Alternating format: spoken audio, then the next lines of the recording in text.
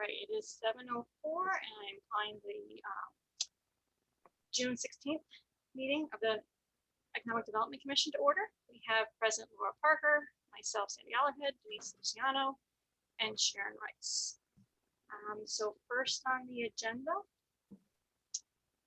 is I put both Oasis of Tranquility and Queensbridge. I think we said we were going to kind of stick to Queensbridge tonight, but I know with Renee not being here, I just want to make sure I didn't miss anything. So I did include both on the agenda. Tiffany, are you ready to talk about Queensbridge tonight?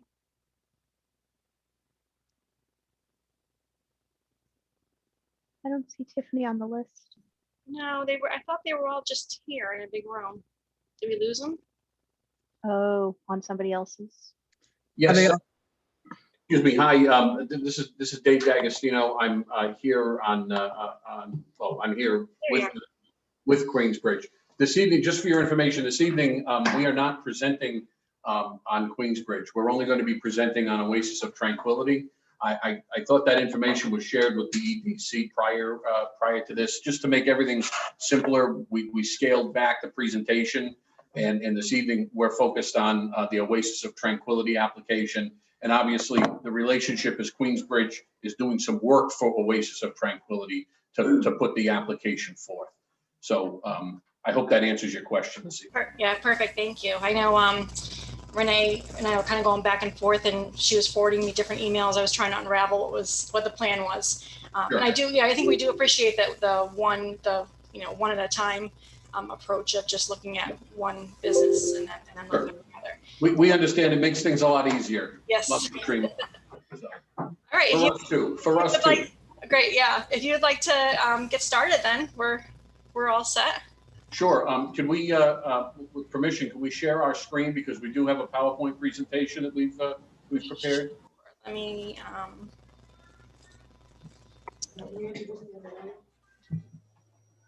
think I gave you permission.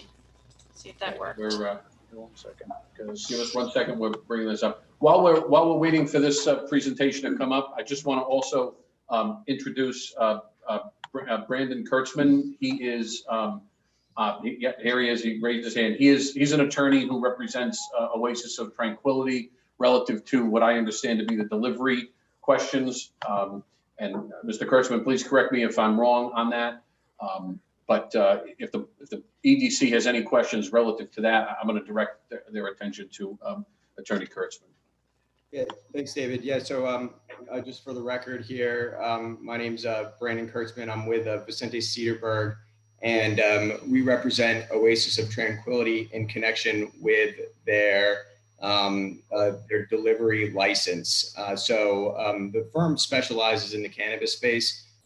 We do a ton of these municipal licensing hearings across the state. So if there are any questions about the delivery license, or the interplay between the licenses or anything like that, please feel free to see me as a resource on that front.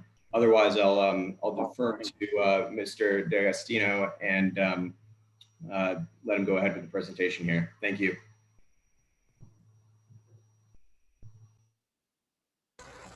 Oh, I think you're muted, David.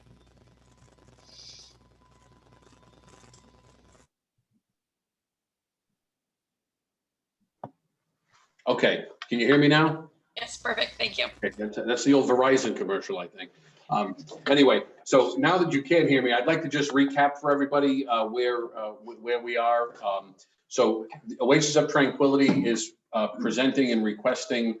Ultimately, we know that the EDC will make a recommendation. We hope that it makes a favorable recommendation, but we are seeking a cultivation and manufacture license from the town of Norton. So we can just advance the slide there. Just to give the EDC a little bit of a background on the process here. So once there is once we hope to get your imprimatur on advancing Oasis of Tranquility's application before the Board of Selectmen, which will actually grant the local license. At that time, if we are fortunate enough and you have confidence in our proposal, then we get a local license, and then we will be negotiating with the town of Norton on the HCA, the host community agreement. And it's within that host community agreement that a lot of the financial relationship between the Oasis of Tranquility's operation and the town of Norton will be developed. So right now we have that very preliminarily outlined in our proposal, because one of the things that I think we've been asked to do, given that we're all coming out of the COVID situation, is we've been asked to not identify any particular local entity or local interest that we would be serving or providing financial support to, because I think everybody wants to get out of the COVID situation, see if there are any COVID funds that might benefit any of the local organizations. And then with an eye towards looking into the future, that's at that point in time, we would get very specific or as specific as the town wants us to get with regards to providing the specific financial incentives through the HCA. So just a quick review as to what we're going to see. As we have explained to the board previously,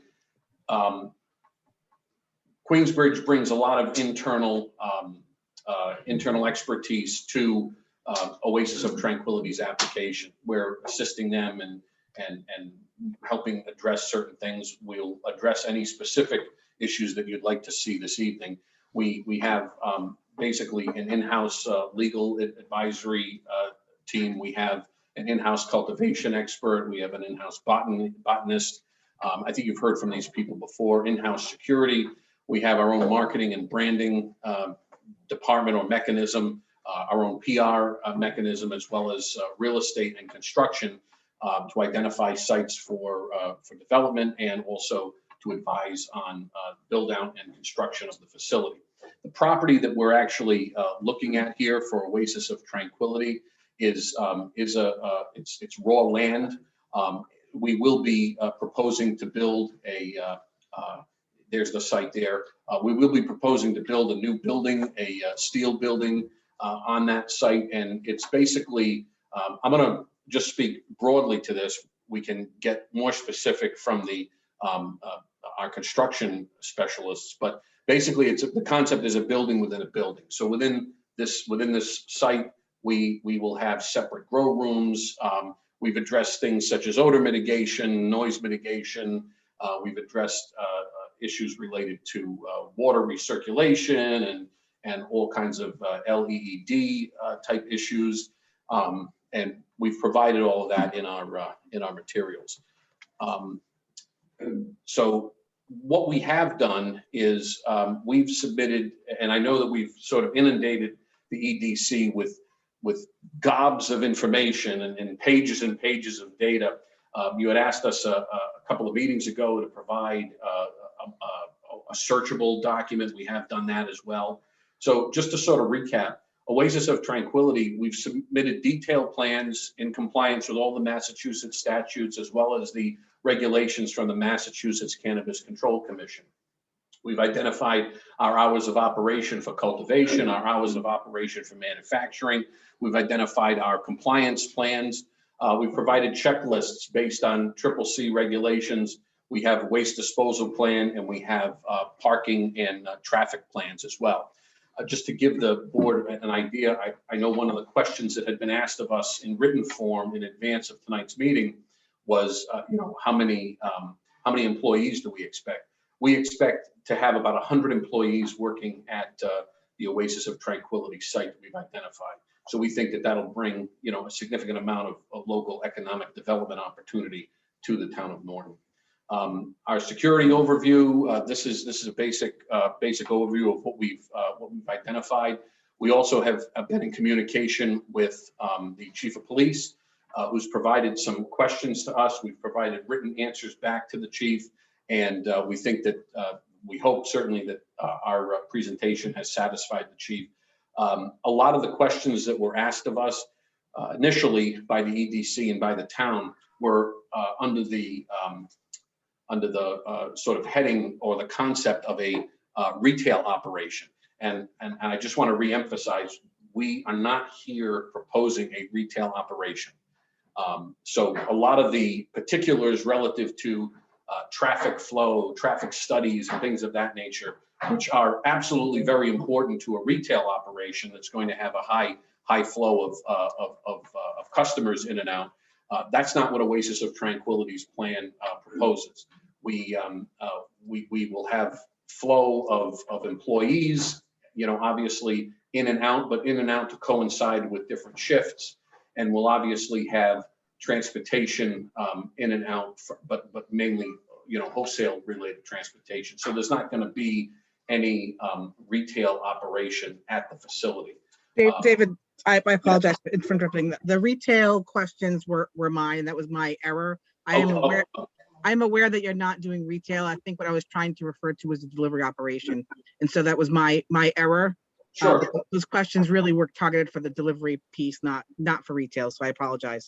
No need to apologize. I just want to explain to the whole board, the questions that we've gotten as well as the answers that we've received. So please, no need to apologize to us.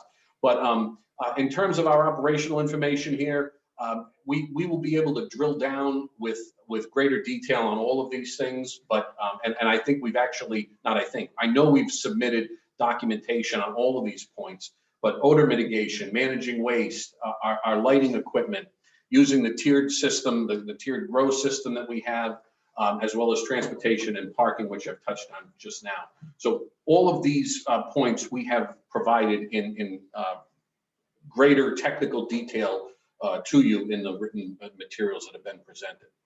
Now we're getting into something that's really well outside of my area of expertise, but this is our Oasis of Tranquility. This is our timeline. Obviously, the thing to understand for anybody watching this presentation relative to the timeline is that the timeline is really tied to the date of licensure. And how the process works in general is once we get local licensure, so if we're fortunate enough to have the town of Norton give us a local license for our cultivation and manufacturing proposal, then we take that and we go before the Cannabis Control Commission to get licensed there. So these are the milestone project schedules. We've updated them to try to be as realistic as we can be. Like I said, the real important thing is, I think two important things. One is we know what we're doing. We have a schedule. We've laid it out. We have expectations, and we're sharing with you our expectations based on successfully obtaining a license in the process that we're in the town of Norton, and also understanding that we have to go and get licensed at the CCC level. So I'm going to defer to any specific questions regarding the construction schedule to our construction expert, but we've also provided some interior renderings, some exterior renderings, and as I said, this is a ground up build. So we're providing you with some generic designs, but we don't anticipate that what will actually be built will be materially different than what we're showing you. And again, I had mentioned the building within a building, and this concept here shows that there are four flower rooms with some ancillary administrative and ancillary grow related rooms within the building. So here again is another rendering. We have offices, support, cultivation areas. We have transport and security, and processing and manufacturing as well. And kind of circling back to where we started, or where I started talking, is relative to the community impact. We do plan to offer programs that will support the local Norton Police Department, the Norton Fire Department, and that really will reach the public, where they are and where they live. We've talked previously about the Combat Veteran Cultivation Program and funding of Sober House. Again, these are very broad items. We haven't identified any Norton specific programs. mainly because, as I explained before, we want to get feedback from the town as to where the need is. And all of that will be part and parcel of the negotiations that take place relative to the host community agreement in the HCA. And again, that is down the line.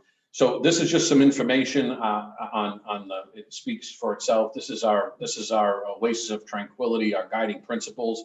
I think at this point, I should turn this over to Tiffany Isom. Just she can speak more particularly to these Oasis of Tranquility specific items, but they're outlined here. Thank you. Good evening. So I'd like to introduce actually Jarrell Page, who is our 662 marketing and our on-staff lead botanist. As we said, you could look at Queensbridge almost like strategic planning. And what our role is to do is bring in the best, folks in these industries to help bring us over the finish line. So I'm going to bring in Jarrell Page. Good evening, ladies and gentlemen of the board. My name is Jarrell Page. I am owner of 662 Group and Consulting, which is a marketing, operating, and branding facility, focusing in on cannabis-specific businesses. I'm also a botanist by education. I graduated from the University of Rhode Island. I have a degree in plant sciences, turf grass management, sustainable agriculture, with a minor in business marketing and Africana studies.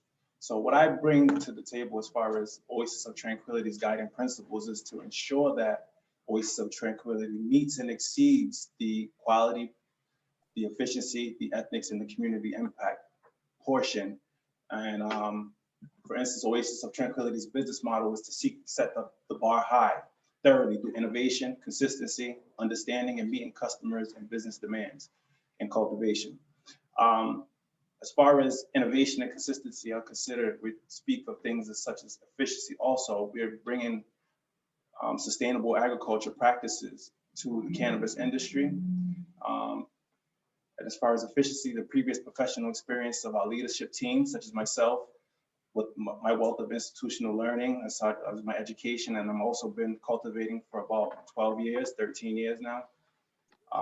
Oasis of Tranquility's ethics require genuine, transparent relationship building processes within the community. And we realize that building and nurturing these relationships are going to be very, very important.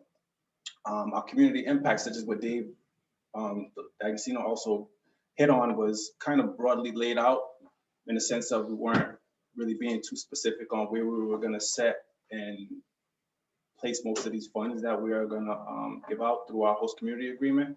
But we do seek to build up Norton by creating economic opportunities within the community, reaching to help serve the local issues and pave way for a fresh and new vision in corporate America. And I'm going to go back to Tiffany to explain a little bit more of how Oasis of Tranquility is different. I apologize. I missed your name. What was your name again? My name is Jarrell Page. Okay, thank you. You're welcome. Thank you. So our guiding principles bring us to our route to market or our sales. How do we plan to move our products, seeing how it is business to business? We don't technically have a consumer until that delivery piece comes in. So with that being said, what makes Oasis of Tranquility different is that she has a vertically integrated license as well as team. In-house, we also have a sales team. Our sales team mostly comes from the liquor industry, since, with cannabis, again, it's very new to New England, East Coast, so to speak. It's uncharted territories. However, the last prohibition that we've seen in the US is alcohol. So through with COVID, a lot of folks lost their jobs. It was a real easy transition for us to look for candidates in the liquor industry. Within that, they've already put out a sales pitch where we've already contacted all 101 retailers within the Massachusetts Commonwealth. With that, the demand is much higher than the supply as it stands right now. However, Oasis of Tranquility has already adopted practices that will make them sustainable once that changes. Once the supply outweighs the demand, then what are we going to do? So this is where that vertical integration comes in, what makes her different. As we spoke previously, our botanist, the plant science aspect of this is really, really, really where we plan to home in and come in with the education piece. We don't have a consultant, we have an in-house botanist. We've already talked to, the infrastructure just isn't built yet for cannabis. So what Janice has done along with Queensbridge Guiding is networking. We've already established relationships throughout the industry with the laboratories, retailers, researchers, real estate, any aspect of the manufacturing market. Janice is networking in that realm with the hopes of coming together to obviously help build that infrastructure. Our marketing director, which we've also submitted his resume, has Fortune 500 experience, a lot of alcohol experience as well as entertainment, which also comes in and helps us spread the word or put our business out there. Our legal experience, cannabis legal expertise, helps us. Again, it's also not a consultant. We're all in-house. So along with Janice comes this backing. Security, as you guys know, close to 40% of our team has law enforcement background. What is the significance of that? This is one of the most highly regulated industries. The other highly regulated industry is corrections. It is law enforcement, right? So what we do is it's really transparent for somebody with a law enforcement background to come in, take these rules and regulations, put them into play. We all work for governing bodies. You have to treat cannabis such as that. The type of operation that we are proposing to bring to your town, the magnitude is huge. So you do need folks that have that organizational structure background, that do know how to work in a highly regulated industry where there is always someone that you need to be compliant with, as well as still meet the town needs, as well as still meet the community needs. And then also the delivery wholesale allows OOT to reach the consumer, so to speak, without a brick and mortar online. And again, we'll talk on that later. So with the cultivation, product manufacturing, and the wholesale delivery under one roof, this is how Oasis of Tranquility plans to stay sustainable. Also, coming in with exclusive strains for the customer acquisition and retention. Right now in Massachusetts, again, with the demand outweighing the supply, there really is a shortage of cannabis. There is a huge push to bring cultivation to light. The wait that you see for cultivation is nowhere near as long as retail because they need the infrastructure. So with that being said, the importance of bringing in these strains along with our botanists and your cultivation team, it keeps us authentic or boutique, so to speak. So right now, the market is around $4,200 a pound. That is for a high strain.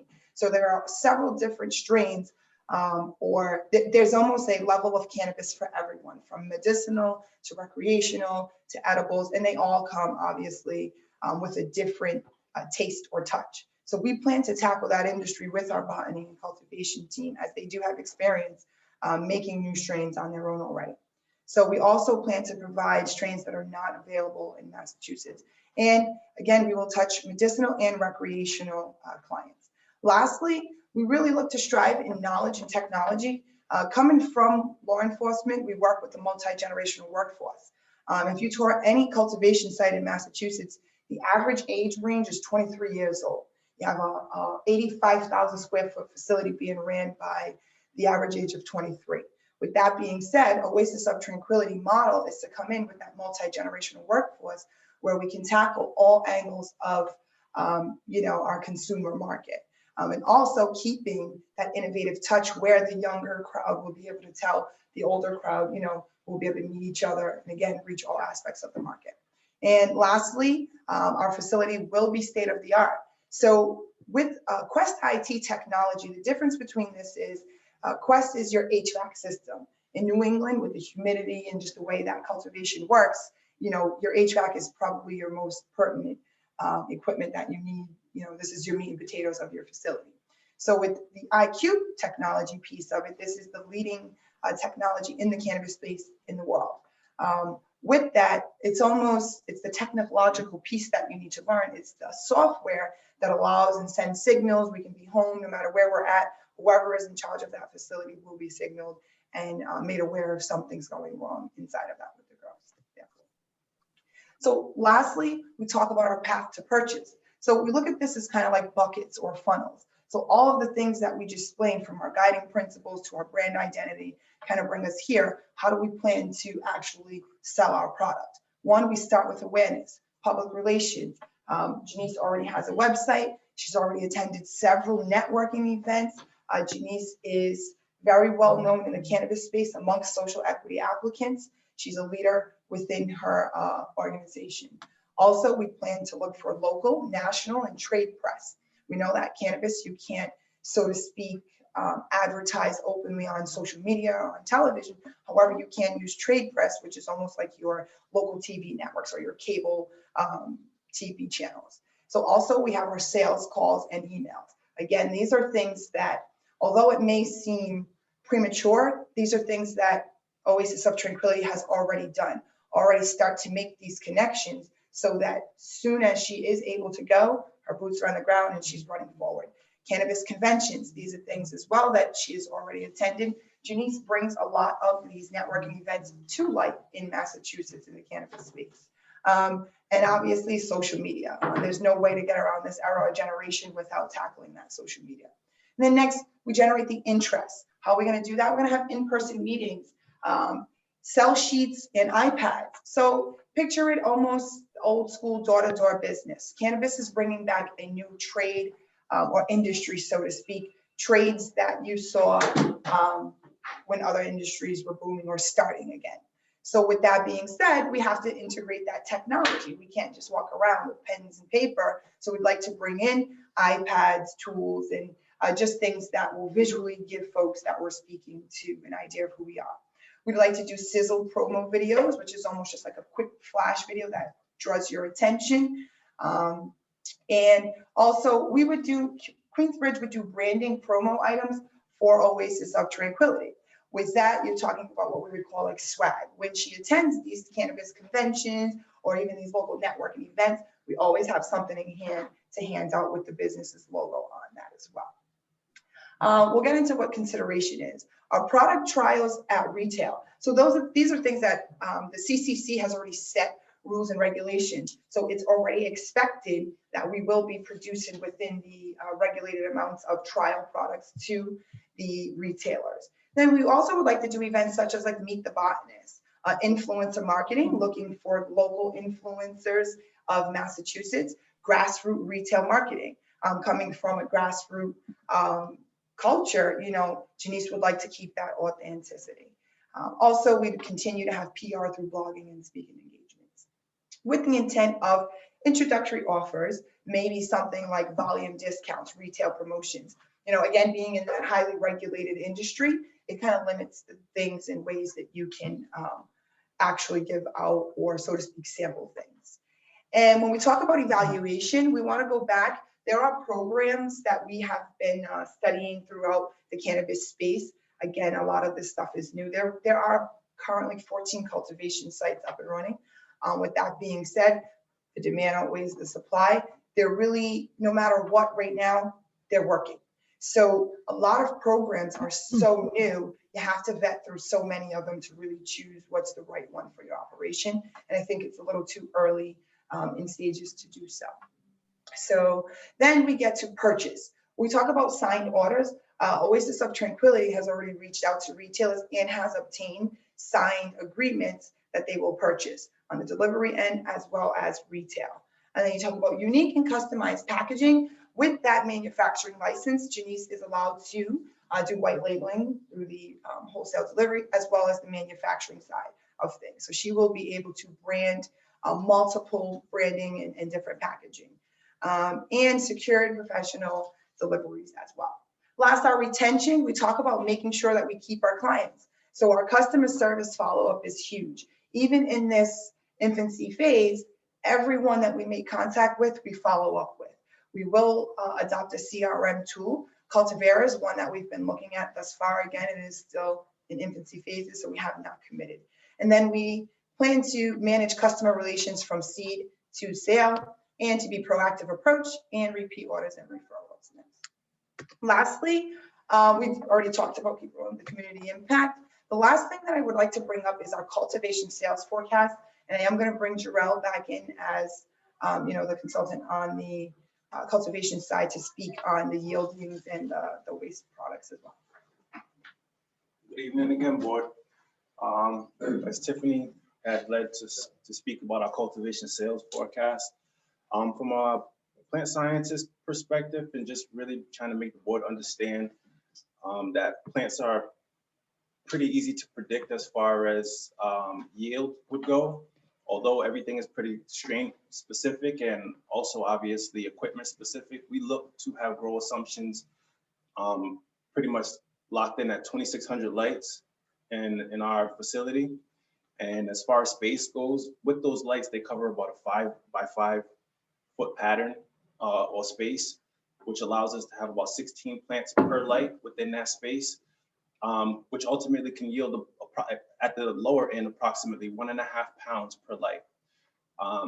Like I said, plants are pretty predictable, and coming from my education and experience, we are able to pull at about 5 harvests per year. With that math, producing about 19,500 pounds annually. So in year one, it looks as though as Oasis of Tranquility is to produce about 19,500 pounds, estimated a total of about $48,750,000 in wholesale flour. And like Tiffany was saying, that's in today's market, relatively, say it again?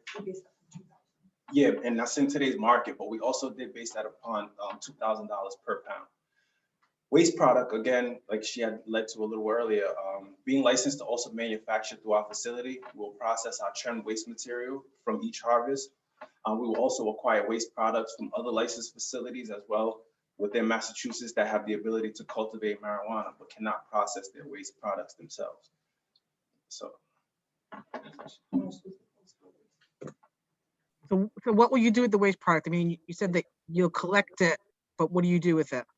So most of the waste product, if we're talking about plant matter, is able to be manufactured into byproduct. That byproduct also has a sales forecast within itself.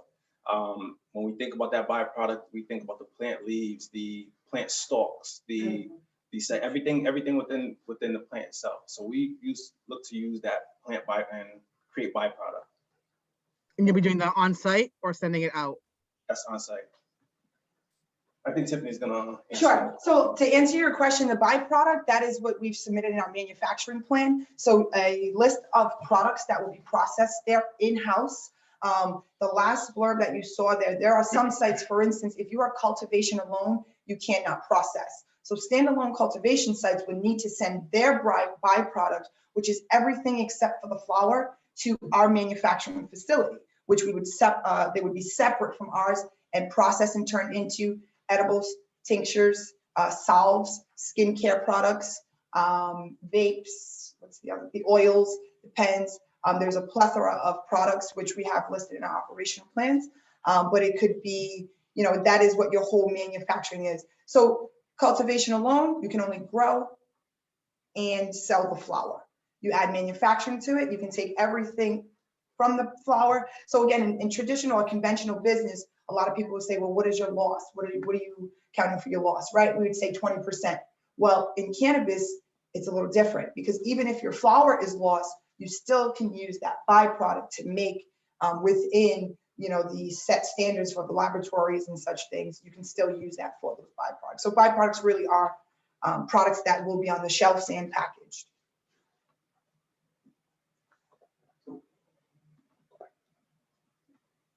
That's it. Do you have any more questions or? Oh, I'd like to bring in Kurtzman so he can speak on delivery at this time. If you don't have any questions for us right now, or do you want us to keep going? You tell me. Did anybody have any questions on the board? Laura, Sharon? If you want to keep going, that's great. Okay, Kurtzman. Thanks, Tiffany.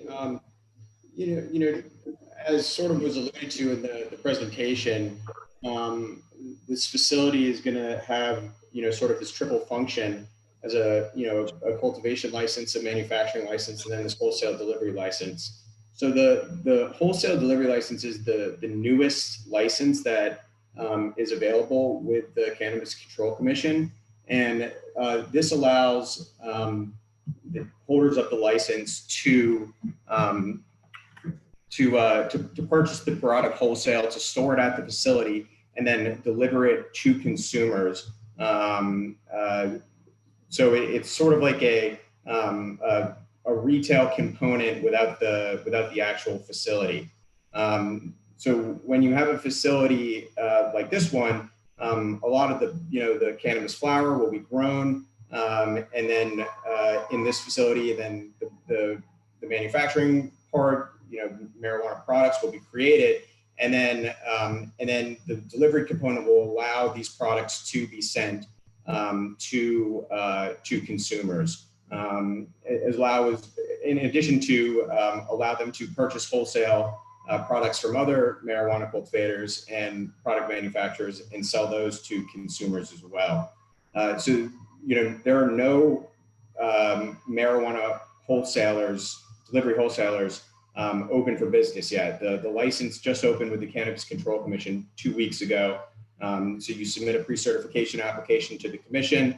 Then, you have to go through, you basically get a host community agreement saying that the municipality is okay with the use. You do your community outreach meeting, and then you're able to submit the application to the Cannabis Control Commission in connection with this license. So Oasis will proceed concurrently along a similar licensing path with the other applications, the cultivation and the product manufacturing. All this can be done at the same time. And, really, the first, I was alluded to in the first part of this presentation, everything is contingent on having a host community agreement from the municipality for these uses.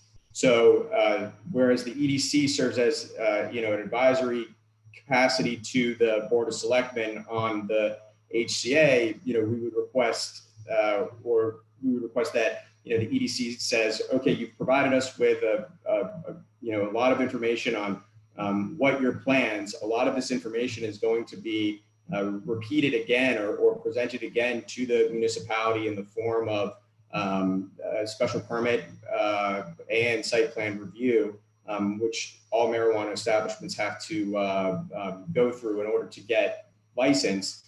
And so basically we're just asking to say, okay, you provided the information, we want you to move through the process. We know you need our recommendation to go to the Board of Selectmen and get the HCA, so you can go to the Cannabis Control Commission. So that's really where we're at with the wholesale delivery component of this. I'm happy to answer any questions or specifics about this license. One aspect I'll just kind of allude to is prior to the wholesale delivery, there's also the wholesale courier or the delivery courier license. And what that does is it just permits somebody to pick up from a retailer, an existing retailer, and then deliver to the consumer. This will allow you to have the products wholesale already in the facility and then deliver it direct to the consumer. You don't have to go pick it up from a retailer every time. So that's the distinction between the two delivery licenses that are currently available in Massachusetts.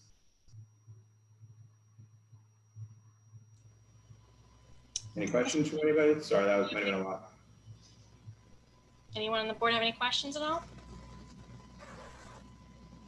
So as a wholesaler, your customers would only be retail locations? Who'd be your customer base?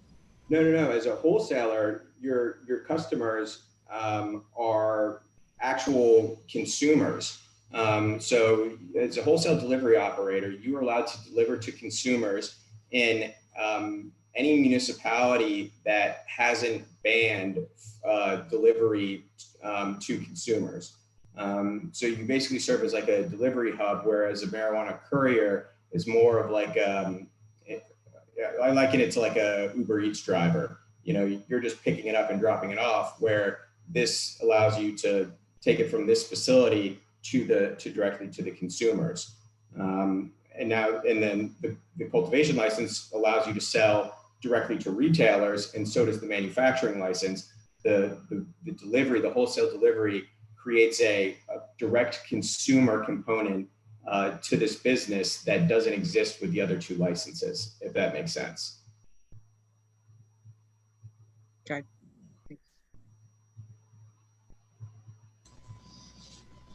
Anyone else? Any questions from other people? Laura, question? No questions. I did just have one question. I was curious if you folks knew if there were other companies in Massachusetts that took on the manufacturing, cultivation, and delivery all in one business like this, or is this somewhat unique? So we have a number of clients that are pursuing this exact type of a model. And it can be done through pursuing a cultivation and a manufacturing and a delivery license. You can also go for a retail and a delivery license as well. As long as you stay under the cap, you can kind of mix and match and do whatever you want.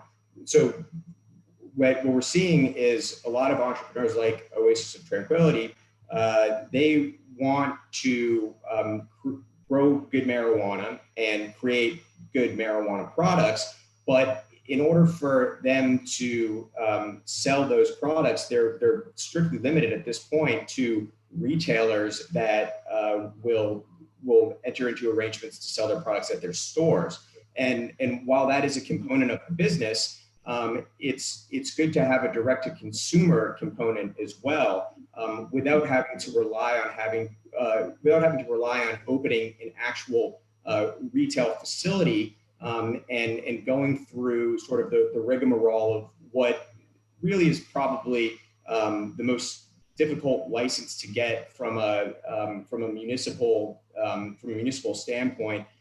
Just because you have a traffic component, you have a consumer component going into the to the store. I mean, Norton did a retail RFP for the retail licenses, and it's kind of like a heightened standard. So you get the retail component without having to deal with the same obstacles of actually having a place where customers are going in and out of.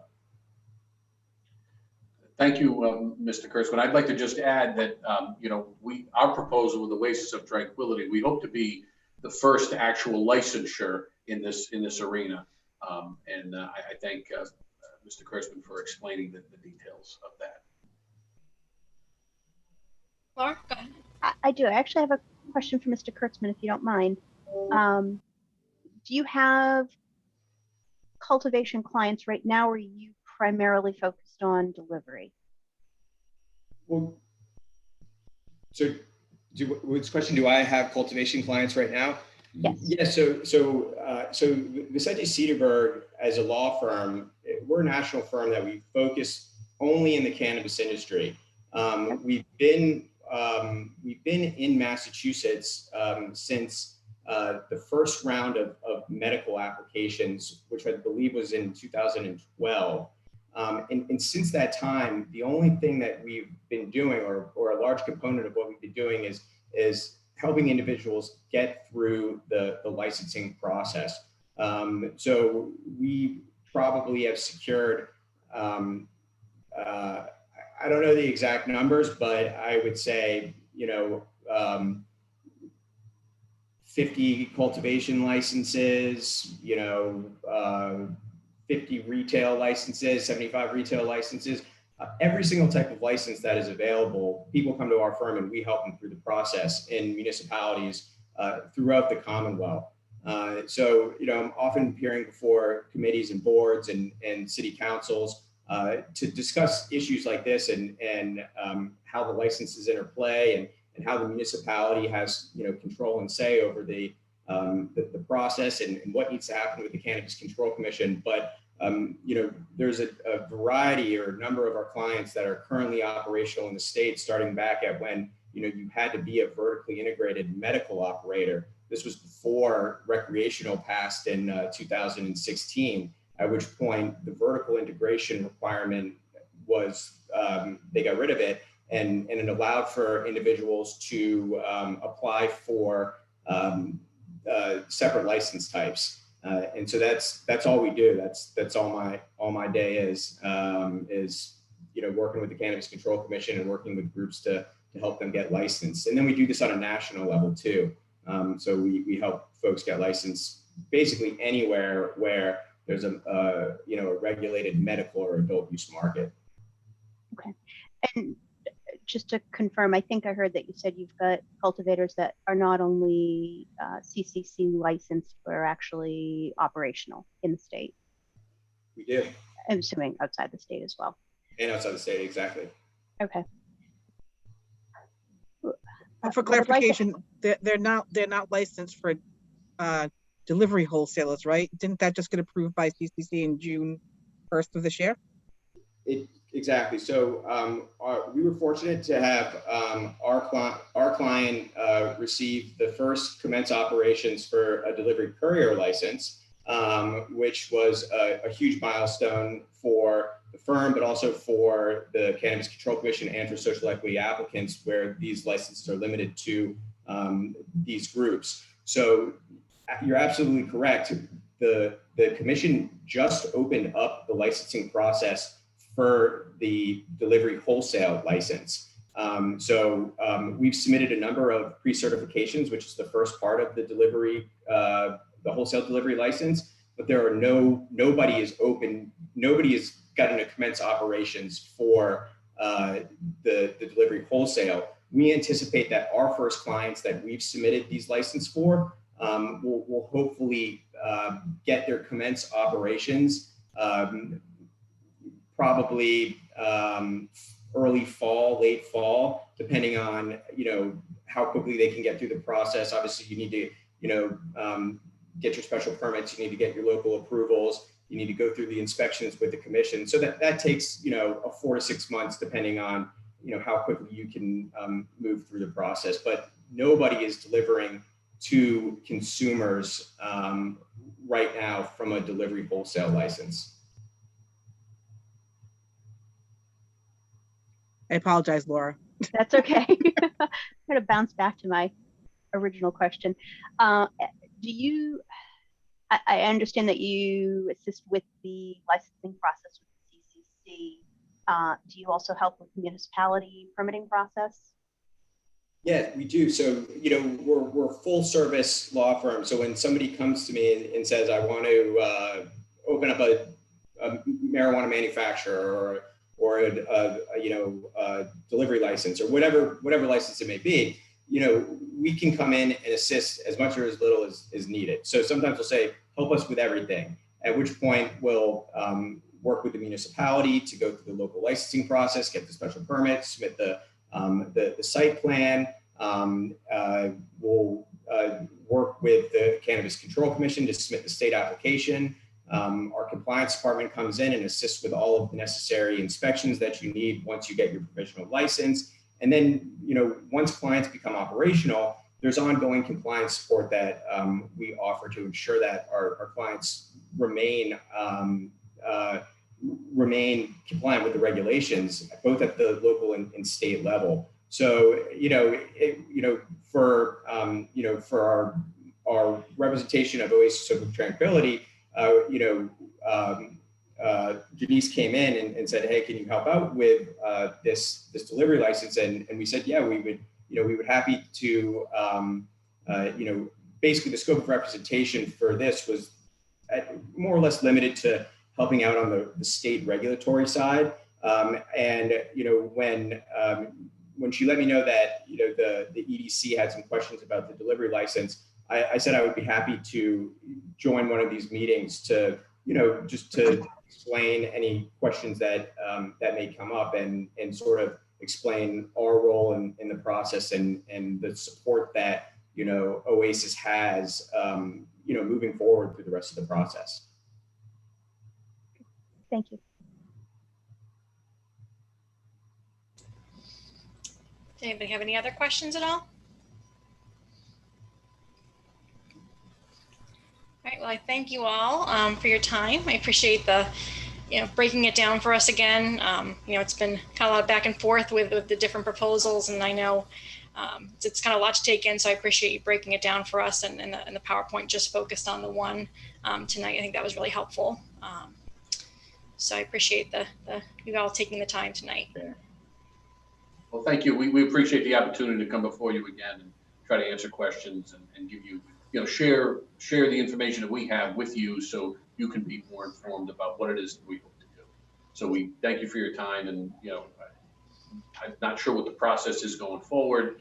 I don't know if you scheduled to have a vote this evening on our application, if you have something you have to take under advisement in an executive session or something like that, but we certainly appreciate the time that we're here. You know where to find us. We're happy to answer any additional questions, provide you with any additional information that that we haven't done to this point, but I think we've given you a very comprehensive set of materials. So we appreciate the opportunity once again. Thank you. I do have one very easy, quick question. The presentation that you provided tonight, I didn't get that in my email, or if I did, I overlooked it. I apologize. Did you send that off to us? No, that was a presentation basically to help us or help me stay on track as to what we were focused on. But we certainly can provide that to you and to the board by email. We can have that issued tomorrow if you'd find that to be helpful. We're happy to share that. That would be great, just as a record for our meeting. Yeah. Very good. Sure. Thank you. Thank you very much. Thank you. Have a good evening. Thank you. Go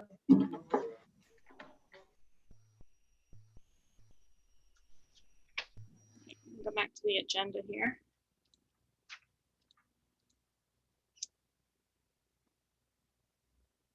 All right, so I think when we talk a little bit more about number 6, we can kind of talk about what we want to go from here with the information we were given tonight.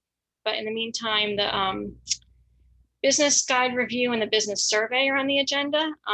The business guide, Laura, did you get the last email I sent to you a little while ago that kind of said, can you take a look at, I kind of merged your comments with my comments and wanted to put Yeah.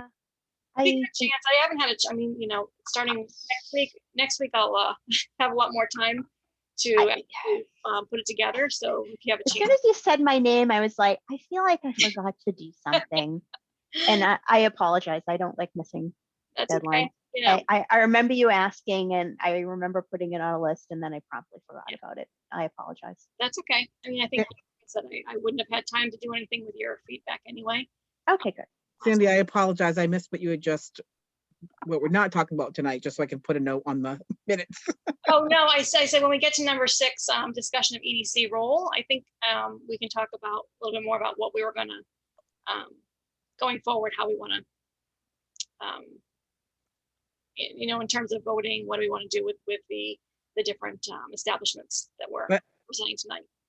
But did you ask a question about the brochure and the questionnaire or something? Oh, I'm sorry. No, that was just that next on the Okay. agenda. Okay. Yeah, so the business guide review is next on the agenda. As soon as, you know, as soon as Laura gets that back to me and I have a chance to look and process, you know, I think we're at the point where I can send it over. We called it down quite a bit to, I think, what would fit into a trifold. So once we sort of refine that a little bit more, I think we can send that to my friend who can make it into a nice trifold. Okay. And then the business survey, actually, I thought that was something else. Is the business survey? I don't think we've gone down. We've talked about it broadly, but It was originally a Mike Tool item. I thought we dropped that now that we were with the local rapid recovery. yeah, right. Yeah. So, well, we looked at it, but the rapid recovery was really targeted just to the COVID issues, right? And the business survey that we talked about originally was a little bit more broad scoped around kind of what works, doesn't work, what would you like to see, those kinds of things. Does that tie into almost like the database probably should happen first, right? In terms of identifying the businesses that we have in town, and we can come up with a survey, but how do we get it out there? My memory is hazy on this, but I don't think the survey was of the existing businesses. I think it was more of the general public. Oh, okay. Okay, yeah. Well, we can wait until Michael comes and because that was his thing that he wanted to do, correct? Initially, yes, but Yes. I'm trying to figure out if the scope had changed or if I almost feel like we had tabled it for a while. We've tabled it for a bit. So No, but I my mean more memory is- recent. I think more recently because we wanted to focus on the local rapid recovery grant. Yeah. All right. or Lori, help if we can. yeah, did you have any updates on the business database at all? It's done. Okay. If you want me to share. Give me 1 second. So it's from 3 different sources, and they're identified in the far left column. So the listings that are in blue are from the town database specifically. They had business name, street address. These far columns over here to the right were specific to Norton's database specifically. Mostly, it registered, it's active, when it was issued, when it expired. So not a heck of a lot of useful information, no contact information at any of these. The red report is one that the state ran for me, the Secretary of State. Theirs had a little bit more information in terms of not only an address, but it also gave the type of industry that it was. And there were actually quite a few. So we could probably, filter out what we don't need, whether it was a LLC or a partnership. A couple of cases, there's foreign companies, there's a few nonprofits in here. In their list, there were also a lot of voluntary associations and trusts, so homeowners associations, any sort of association, with a, I'm trying to think of a good example. Anything that needed to raise money for something and it needed to keep track of their finances, I think probably had to register with the state. So there's a lot of those. So when you filter those out, it reduces it quite a bit. And then there was a report that's even a little less helpful from the Department of Revenue. So those would be the companies that the state is reporting taxes, income, something of that nature. You can kind of see here with this 3M Medical, there's some duplication at one point.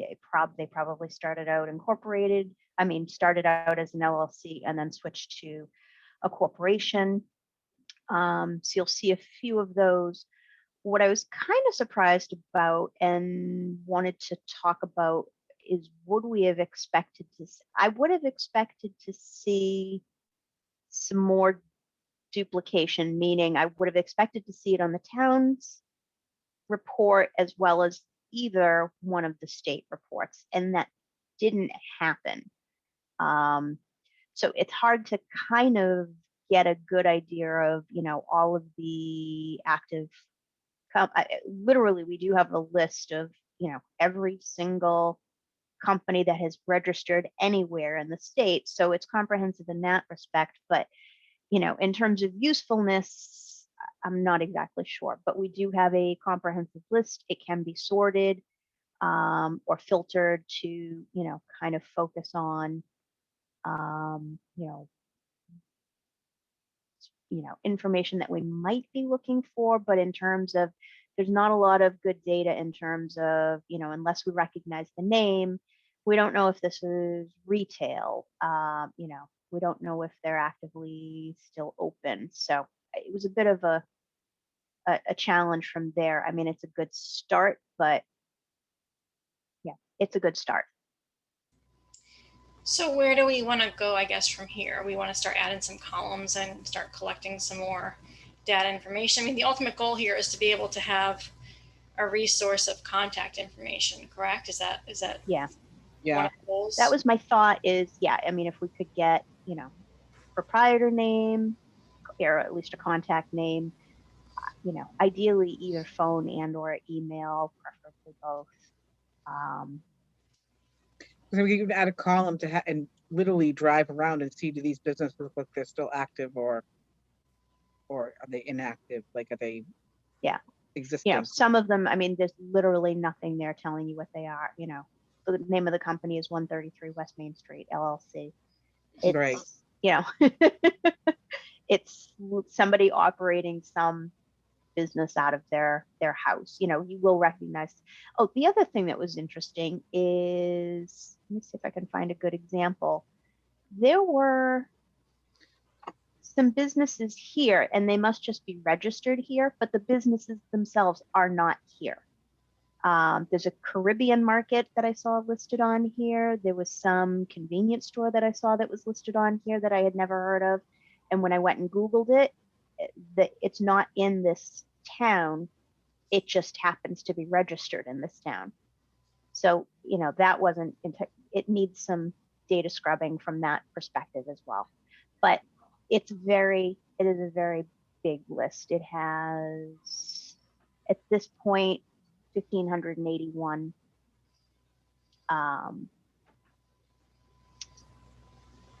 items on it. Laura? Yes. Could we go back to your point about the businesses being registered here but not actually being here? Yeah. Why would that happen, and what's the logic behind doing something like that? Well, it just happens to be where you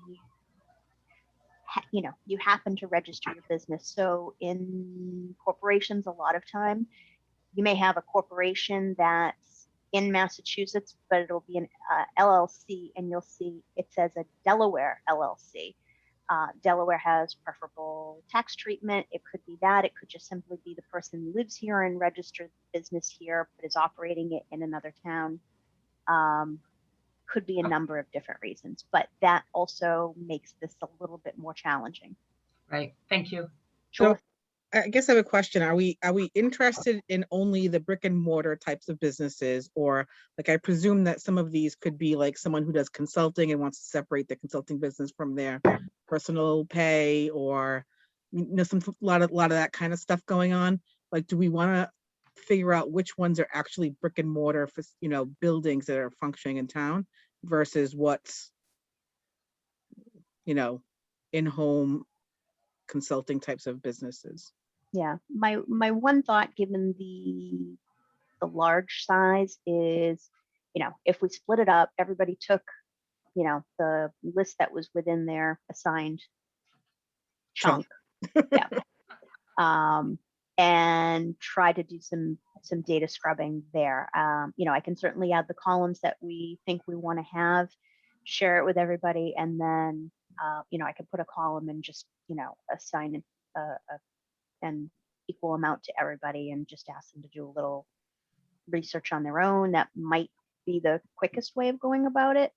Okay. I think, I was just, sorry, Cody isn't here. I was really impressed with all the work that he did with Catherine's spreadsheet, because it had 300 and some odd listings on it. So to tackle that on his own, I was pretty impressed, but I'm not volunteering to tackle this one on my own. Well, I'm wondering if we narrow it down to just, oops, I just saw Michael's in here. Narrow it down to just, I'm going to stop sharing unless somebody wants to look at something or ask something specifically. I think that's good. Okay. Yeah, we should talk about what columns we want to add, and then. Right, but I'm thinking, like, to Denise's point, right, into like looking at the nonprofits, maybe we focus on retail, services, like certain categories first. The ones I guess we're the most concerned, or what we think we might have the most need to reach out to and contact first, and then kind of expand from there, rather than trying to get contact information for, every person on there who, so as Denise said, some of them we might not be ever reaching out to necessarily. Right. Yeah, I agree with you, Sandy. So what are some categories we might want to focus on? It, I guess retail, correct? Yep. Do you categorize bars and restaurants in retail? That's what I was going to ask. Retail, restaurants, or restaurants separate? I would almost put them as a separate category, just because it might be nice to see. I would. Are. Okay. Yeah.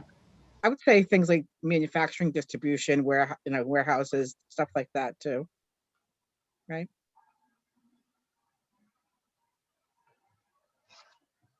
Do we want to start just by categorizing them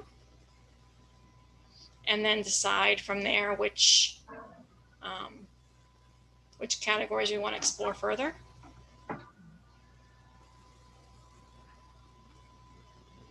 That might work. I can easily filter out, I don't really see a need of keeping track of the any of the foreign companies that are registered here, or the associations and trusts and those sort of things, any of the nonprofits a little tough, like Winslow Farms is on there.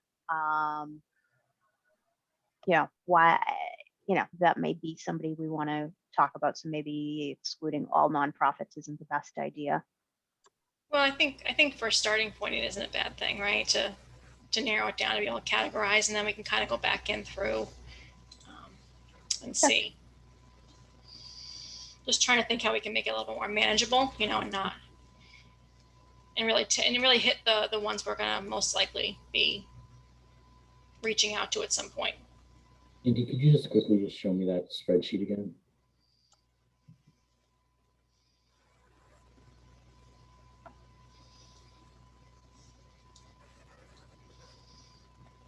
So this is one that I built. This is not the one that Cody had. So this is a report of all businesses that have been registered either in town with the Secretary of State or with the Department of Revenue, meaning they're actually paying taxes or reporting income here. Thank you. Sure. I'm trying to think of what other categories that were here. So we would keep the domestic LLCs, the domestic LPs, the for-profits, probably exclude the foreigns. Professional corporation, I don't know what that is. Let's see who we get. Architects, dental, medical. So Laura, do you mind if I send you or the group just an email I took the town lists, and this probably, I'm up to only, I mean, the town list had 300, 400 names or something, right? And I'm up to 90 filling this in of just websites, phone numbers, contacts, and all that, and people that are in this town and people that are not in this town, that somehow, for some reason, they're showing up as Registown, but they're really not in this town. Yeah, you missed that part of the conversation. Yeah, I figured. Yeah, So- there's like a Caribbean market on this list that's like in Taunton. It just happens to be registered here. So I've done some work that I'll be glad to share this list and send it to everyone. Then I put the phone numbers, the website, and or social media or email pages or the point of contact. So I mean, and this is probably 500. I probably have done 900 so far. Where? Very manual process. No, but where did you get 900 from? I threw nine. I said 900. I just said I guessed. I don't know how long this list is, but I know. Oh, this list has, we have some duplicates in here, but it's just over 1580. But it's a aggregation of, like I said, the town, the Secretary of State, and Department of Revenue report. It's been scrubbed. Each of those three categories had been scrubbed for duplicates. So this is kind of where we are. Unfortunately, that's what I was working on. But if there's some data you can just grab from this, you see my data and say, okay, this business is there, it's in Norton. If I put data in there, it's in Norton, and you can put a website contact. Okay.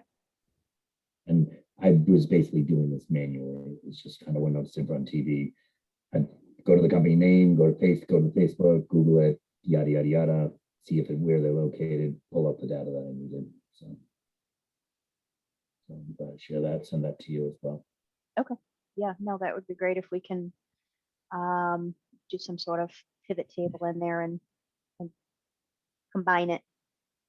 Yeah, if you can do something with it, great. No, that would be really helpful. It would be a good start. I forget where we left off now, sorry.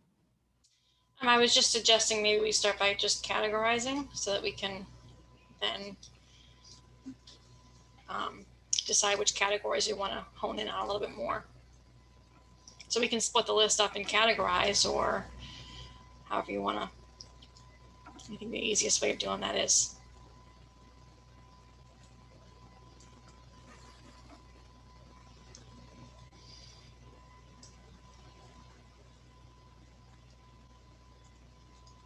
I don't know. That was a very long pause. It was, well, I was thinking about, okay, would it be easier to just try and pick out the ones that we specifically want to focus on initially, or whether it would be easier to categorize them all first and do it that way. Michael, do you have on yours, did you put in the type of business that it was? Were you keeping track of that? I do think I did. Hold on 1 second. Let me just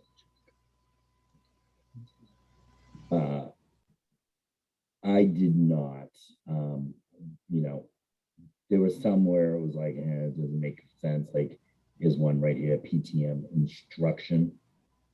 They are on Cop Street, and they've got a website for them, right? So, and I don't know what that business that is.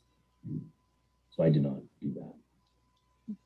But Pete Bastille, he's the owner.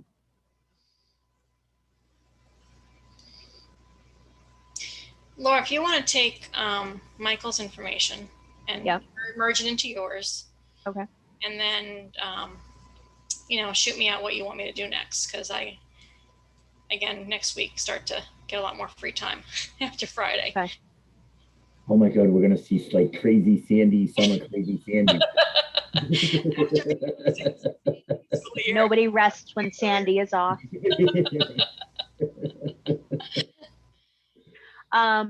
Okay. So do we agree that we should probably take off the foreign corporations and the associations and trust? Mm-hmm. Okay. And I would say nonprofits too for now. You'd want me to take those off? Okay. Did you have a lot of nonprofits on your list, Michael? There was. I mean, this was anybody who was registered here, and I kind of just went through it. I was just going right down the list. I didn't even divide it. I didn't even do category or anything like that. So it was just something I was just trying to work on. There's some that are closed, and I took those off. But there's some that are just obviously registered in town, but they're not in town. So we get rid of, looks like we get rid of about 122 of them, taking those off. Actually, I took off the foreign as well. Laura, could you see how many are nonprofit? Sure. Yeah, that's what I'm doing right now. Specifically nonprofit? Yes, please.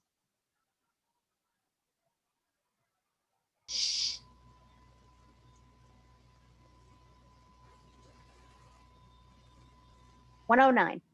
Wow, that's a lot. 108, taking off the header. A lot. Yeah. There's anybody that's got any sort of probably fundraising arm of an organization.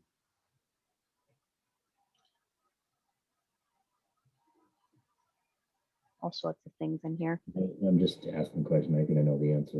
We don't see any value in them in a directory of any sort, right? I think we know all of those. I just wanted to ask the question. I mean, because most of the real estate, anybody who owns a substantial amount of real estate in town is going to be in a trust. Yeah, I was thinking Winslow, there may be some benefit to somebody like a Winslow Farms being on our list to be able to contact and survey. But, Norton Youth Baseball, the Fraternal Order of Police, probably not. There's enough of them that we could, Do we take them out and just put them on a different spreadsheet to get them? Cupboards of Kindness is on here. Oh yeah. No, they're filtered right now. So I would keep this as a master and then modify a copy of it. You're right. Those take low priority over the actual businesses that are in town. Yeah. Yeah, I was suggesting we kind of, start a little smaller and cull it down a little bit, and then we can certainly add on later. But it sounds like, I think what we want to do is what you've already started, Michael, is just, start getting those other tabs in there. And so that's great that you've already started that. And, if we can all pitch into that, we can get a lot more filled in. as most projects, Lara saw my project, then decided to put it on steroids and basically access the Secretary of State's database. Our database. I was going off Alicia's list, right? I mean, we know how. So in addition to the tabs that Michael is already putting in, like the contact stuff, we also gonna do like active, inactive, or I think I already have that, right? And then like type of business. Norton keeps track of when it was registered with the town and when it expires with the town. The state report, the Secretary of State report, just lists the date of the organization. I did not ask. I am assuming, I asked them for all businesses in Norton. My suspicion is, there may be some in here that are not active, but if, they haven't been for a while, they've probably been called from the state report, but I couldn't verify that specifically. Yeah, like that 3M one's a perfect example, right? It's LLC and Inc. At one point, they just changed from one to the other. So one. Exactly. Yeah. Yeah, and there's a bunch of those, so I can scrub it from that perspective because we certainly don't need it on a working database that we're going to be using. It's helpful to, have it from posterity because I don't, who knows which is the active one, but for our purposes, it doesn't really matter. Whether they're a corporation or a partnership. Right. Agree.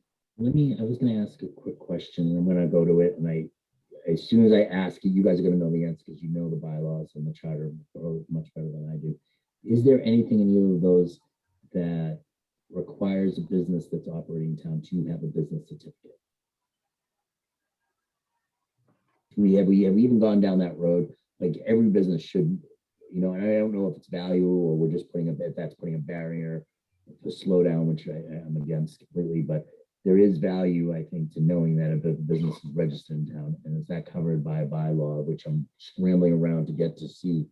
I just printed out the bylaws too. Mike, I do think I've asked that specific question before of the town clerk. I have to think out the answer, but I'm pretty sure that they don't have. I don't think they have to. And I remember that too, Denise. I think it was Mike that may have said that in one of our meetings here. Yeah. And I'm wondering if that can be remedied by a bylaw addition. To make sure that they do register. That they do register, right? Right.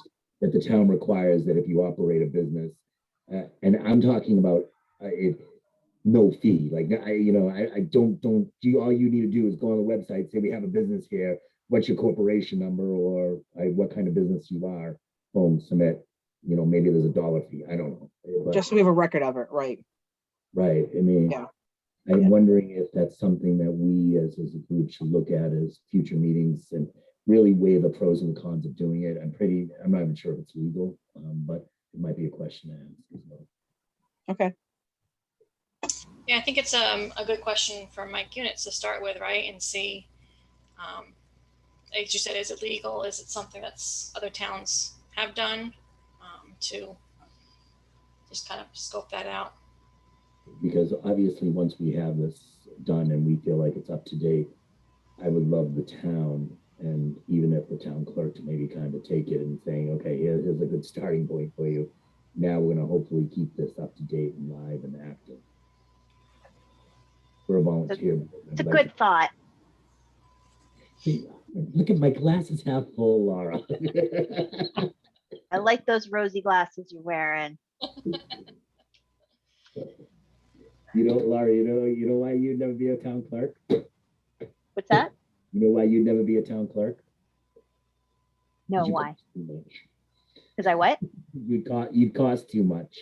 Because you would run the town, you would never be able to afford you. All true. Okay, so I am going to remove the forums, the nonprofits, and the trusts and the association, and then I'm going to remove what I'm going to call duplicates where we have an Inc. versus Incorporated. Since the Secretary of State seems to have the more comprehensive data available in theirs. I'll probably, well, no, I don't want to do that because there are some that are on the town of Norton site that are not on the. Okay, if we have an instance where, so hang on, there was one here. I just saw 40 Meadowbrook Lane Realty shows up on the town website and the Secretary of State's website. We don't necessarily need to keep them both. Where they show up on more than one report, do we want to prioritize them? Doesn't matter. You asked the question one time, sorry. Where we have an instance of, there's not a lot, there's far fewer on multiple lists than I expected there to be, where we do have multiples, meaning they show up on the Department of Revenue, the town, and or the Secretary of State's report. We don't necessarily need all three for our database, for our purposes. And do we want to prioritize which one we want to keep? My thought was the Secretary of State, since it was the most robust, it had most information. Where we had a duplicate, I suppose we could just add in where the town of Norton had. They're the only the ones who would have data. I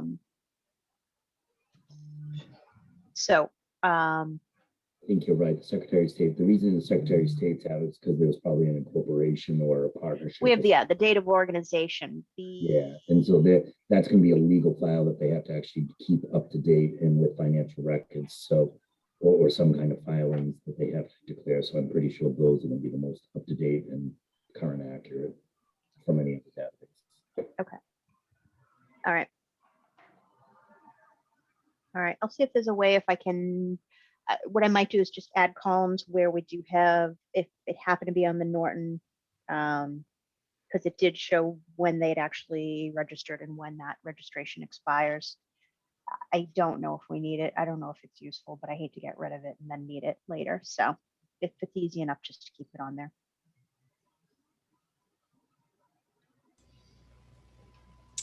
Okay, I can do that. Okay. So you're going to merge the two, the information from Michael, and then shoot it over to me and let me know where you want me to go from there? Yes. Okay.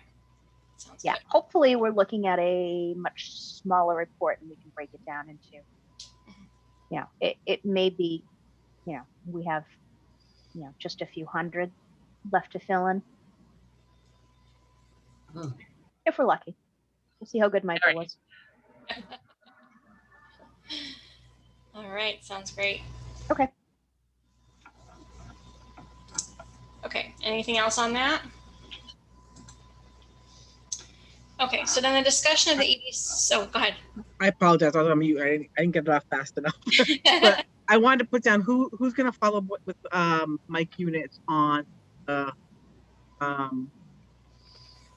feasibility of amending that bylaw to have them all registered in Norton. Yeah, I can follow up with them and see. Okay, thank you. Yep. All right, so then next is just the discussion of the EDC role. So I guess, we've been hearing from Oasis of Tranquility and Queensbridge for a while now, and sort of the question that I brought up last time is what exactly is our role? Right? We don't have any approval authority. We don't necessarily, we can recommend or not recommend, but ultimately the select board, planning board, all of the CCC, those are the groups that really are the authorities. So I guess, thinking about what our role is and whether it's even really appropriate for us to take a vote of recommending or not recommending, or whether it's better for us to sort of put forward our recommendations, our thoughts to help the applicant, right? What do we see as sort of the strengths and needs in their application, and forward that along to the select board so that they can kind of go from there, and also give that to the businesses so that they have that information. So I don't know what everyone's thinking about.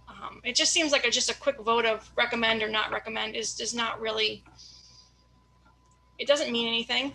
It doesn't, hold any weight to it. And I don't know if it's very helpful for the businesses necessarily, especially if we say, well, we don't recommend this. We should certainly be able to say why, or to, as opposed to not recommending, be able to say, these are the things we would recommend you do in order to make this an easier process for you going forward.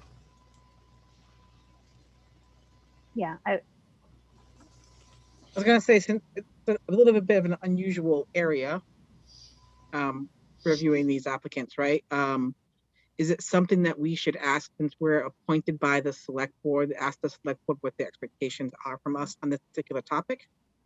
Yeah, I think this is a tough conversation to have without Renee here, especially. I mean, I think, I feel like in some ways it's hard because she's also doing two roles, right? So she's the one who's negotiating the HCA. So I wonder how many of her questions are in that light. And then she's also obviously on this board. So I guess, yeah, I feel like she wanted us to really get into everything and have them ready to sign an HCA. I don't know that that's necessarily an appropriate role for us, though. I mean, ultimately our role is to help businesses, right? And so how do we do that? What does that look like? How do we, what questions, information are we looking for to help them? And what can we do to help them to go through this whole process? And yeah, you're right, Denise, though. We definitely need to see and get in line once we kind of work out our expectations, how that falls in line with what the select board expects of us. I mean, I know Renee talks with town council, correct, before she signs. I don't necessarily think we need to get into that level of detail and working with town council before we pass it along, right? We don't necessarily have to get to that level of detail. I know she had said that, there's certain things that she doesn't need from us, like, for example, what was it, the community, the donation piece, right, of which nonprofits they would help. She said that she was fine doing that alone as part of the HCA. I think there's other things that, I know last time I kind of get the feeling that Paul was saying, and again, he would be helpful if he was here.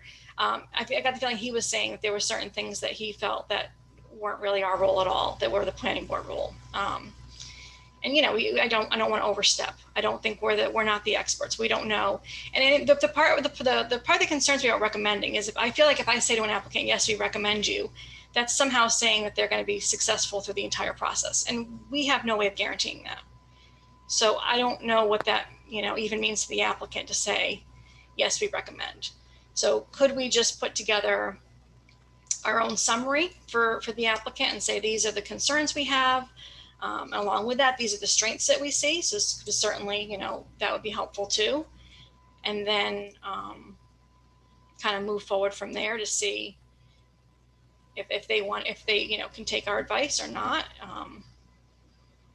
I guess, where this also came up too is in the, and Michael, I know that you were part of this discussion. I think that you had to abstain from the actual vote, but the fact that the EDC voted in favor of an extra liquor license, and then the select board voted against that, which is fine. I was not a hill I was willing to die on necessarily. But again, it kind of goes back to, what is our role? What does our recommendation mean? Do we need to, as opposed to just recommending, do we need to just say, these are the reasons why we think this is a good idea or a bad idea or whatever, and then sort of let the select board make those decisions? The select board has to vote as a whole on the HCA, correct? Am I understanding that process? So like Renee and Mike will negotiate it and then bring it back to the select board as a whole, correct? Besides giving me way too much credit, but sure, I'll play along. What's that? Besides giving me way too much credit, sure, I'll play along. I don't want to just vote on it. We'll settle at that. It might have meant Mike Units, but I could be wrong. No, I meant Mike Units. Yeah, I Mike Units. No, Mike, yeah, Mike Units and Renee. Right? Aren't they the ones who really sit down with the applicant and actually negotiate it? Okay. But then it has to go to the select board. And, again, for all we know, the select board can vote. And I'm sure they will ask for our whether we recommended it or not, but just saying, yes, they recommended it and not a why, or no, they had concerns and not what those concerns are, is not very helpful for even the select board perspective, right? That what are we looking at? What are we going to help with? And I went back to that rubric that we used for the retail.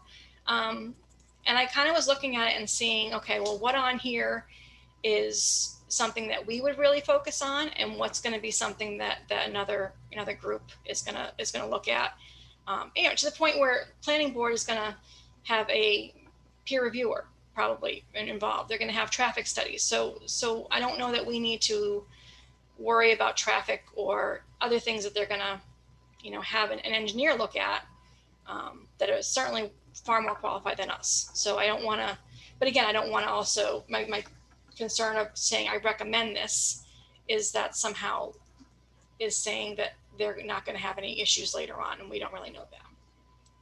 I do like the idea of like strengths and weaknesses to help them hone their presentation in for the future discussions with planning and select board.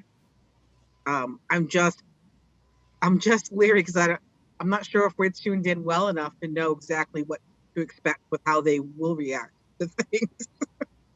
To the select board or planning?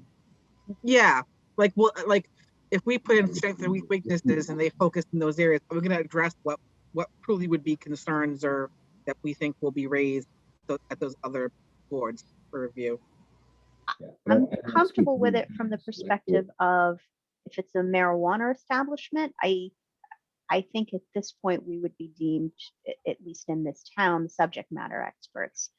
If it was something like, and I guess that's my question is what is the select board expecting, or what is the town expecting to be passed through EDC for review? If they had brought us something like a Cumberland Farms, I have absolutely no experience with gas stations in particular. If it was a small retail shop, that's a little different, we kind of can, traffic, obviously, parking, that sort of thing we would have to consider. But there are, if we are prepping them to go before planning and it's a marijuana establishment, I would feel, comfortable with those sort of recommendations. But I don't know what the expectation is for us from a different type of business. And in that case, who is the subject matter expert? So Laura, to just to your point, and you kind of, I was going to say something right before you, but it was pretty much you took it. Is the select board absolutely, I can say with 100% confidence, looks at this group as the experts regarding marijuana, right? And Renee being kind of the advocate, and you guys doing the work. So, it was almost when it was presented, it was like the EDC exhausted this. But one of the things that I would even throw out there, and someone who had gone through the process of and the history of trying to get a liquor license in town, there's a long history of, and I don't want to say screwy, but there's a long history of people maneuvering relationships and this without a defined process for a liquor license. The marijuana, I think the marijuana retail license was a great application that could be almost carried into a liquor license. We are going to go over 20,000 people, and that will include 2 more a liquor license, and it will include a marijuana license. That is going to happen probably in the fall.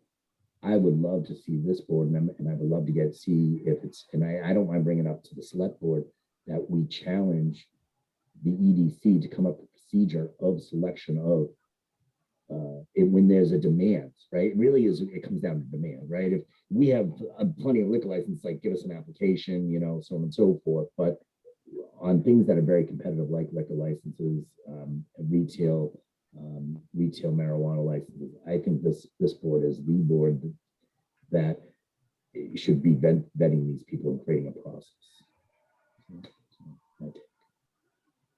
So after the last meeting, Alyssa sent me a message about the Franklin website. And I don't know if you guys have ever looked at that. That was the first time I had seen it. they have like an entire section of their website dedicated to marijuana, and their processes, their procedures, lots of different links, and then what they're looking for in terms of information. Because I know at the last meeting I said I would kind of call down what are we looking for information, but I don't necessarily think anything we asked for was too much in terms of the documentation. I think it's more what we do with that I guess I have more concerns on. I think, you know, the information that we ask for,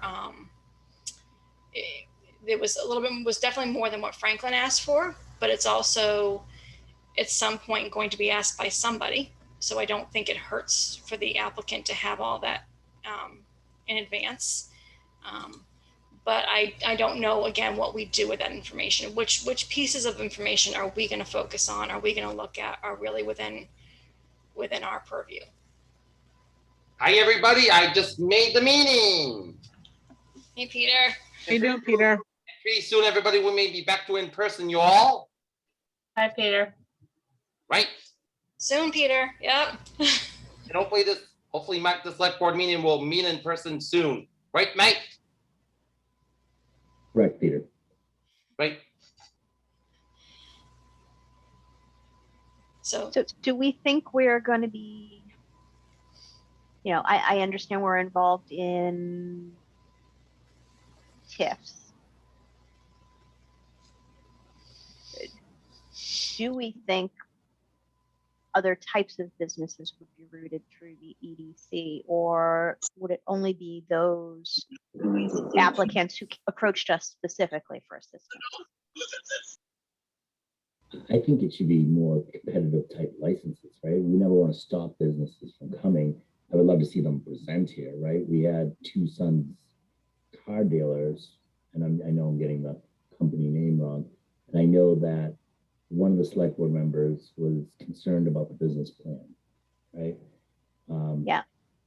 But I don't, just because there's a bad, but what would be great is if they did come in front of us and maybe we could give them some guidance on, you know, before presenting, these are the one things we can give you feedback. These are what we would say the select board would rather see, just a clear model, whatever it is. And by the way, I'm looking at the Franklin as I have the Franklin site up next to me. It's a pretty robust site. It's a crazy business, economic development business site. But I think that's what I would like to see. So we kind of almost, hey, we're not going to stop you if it's a non-licensed process. We're not going to stop you from, you know, approaching the select board. But this is what we would give you feedback or guidance on. yeah, and I think it's got to be more than just a quick yes or no vote, right, from us that recommend, don't recommend. I think there needs to be more, like, you know, if we feel strongly about something, we should be putting together an argument for that business. If we feel, or going to a select board meeting and speaking in favor of that business. So more than just saying we recommend it, right? That would be helpful. I think anything that goes before any business that already has to go before a select board would be nice to come in front of us first. And for two reasons, right? One is that we can hopefully advocate for them at the select board level.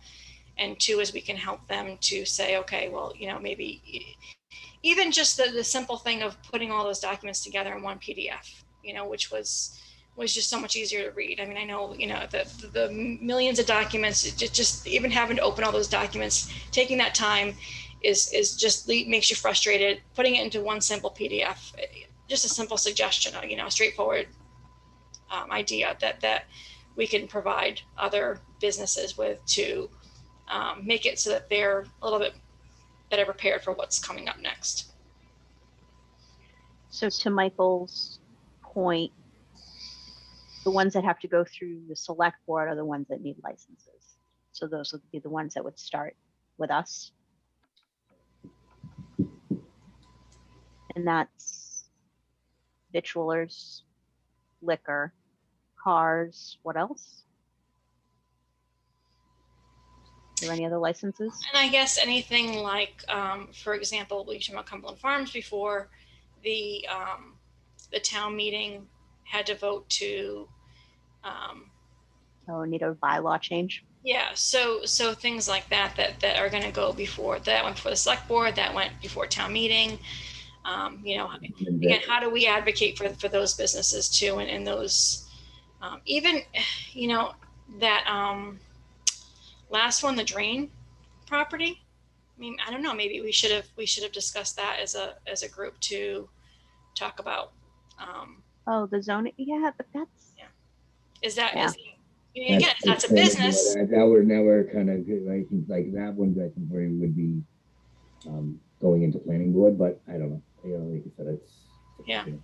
I know it's like we overlap with a lot of other boards and committees, and But like we don't have, in the end, have any real say, right? And so if we're not, if we don't see our role as helping businesses, then I don't know what the point of them coming before us is if we're not gonna help them in some way. so I guess right, it would be common vic for the first time. Any of the common vics, right? Any of the so we would want to see first time, and realistically, any first time applicants of restaurants or food service.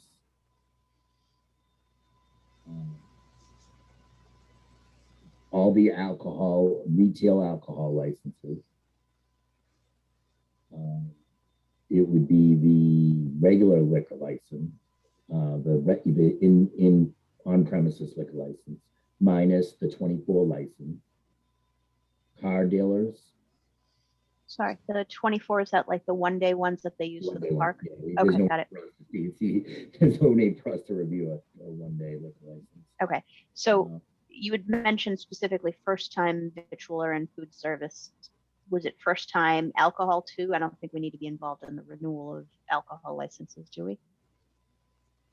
So yeah, I guess you're right. So it would be, because they would be a common, they would have to have they would be a common vic as well, right? Because if it would be a common vic and they would have a liquor license, so we would be covering it, and it would be first time. I'm not talking about renewals or anything like that.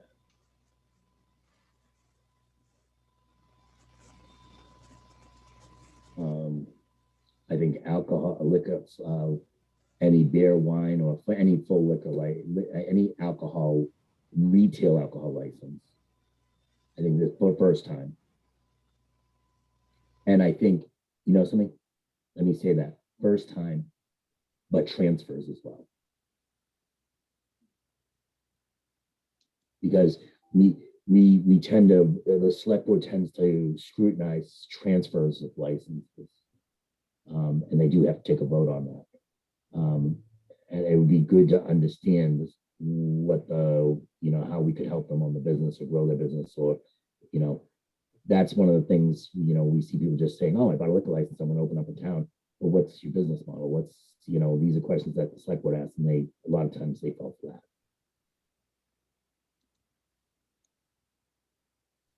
And realistically, this process might help some of the concerns that other people had regarding, you know,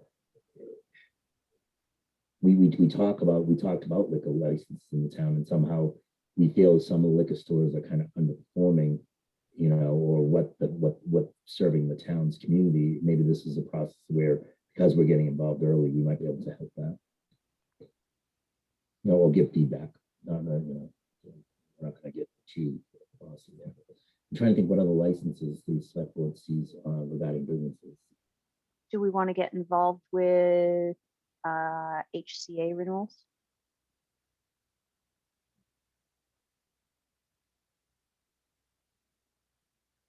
Renewals meaning just the same business we're doing there.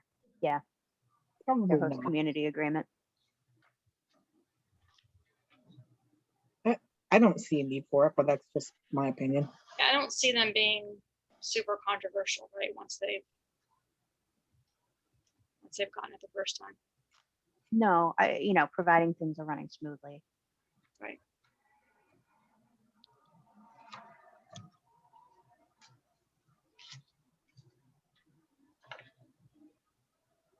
So, and Sandy, when we say this, right, posing this to the select board, our goals would be to try to review before the select board sees it, review it to try to give feedback for the benefits of the town and prepare them for the select boards for a vote, correct? That would, it's purely as a helping mechanism. It is not a, you know, one of the things I don't want to, if someone says, hey, I want to go in front of the select board, you know, it's nice that you guys want to help me and all that. Okay, that's fine. You know, and we don't have a vote. We do have a vote, or we I don't want to say approve. It's not approve. It's recommend, right? So it's, we recommend this, that the select board approve this license, yada, yada, yada, right? Is that what you guys are thinking, not thinking? I mean, I also don't want to be a barrier, right? That's one of the whole goals is, but we want to try to help businesses maneuver through some of the voting mechanisms and set them up for success. Right? That's what we're trying to do here. Yeah, and then again, to, you know, hopefully if we can get them to the point where we support them, also advocating for them at the board, support level to try to, you know, help the select board understand why it's important for the development of economic development of Norton.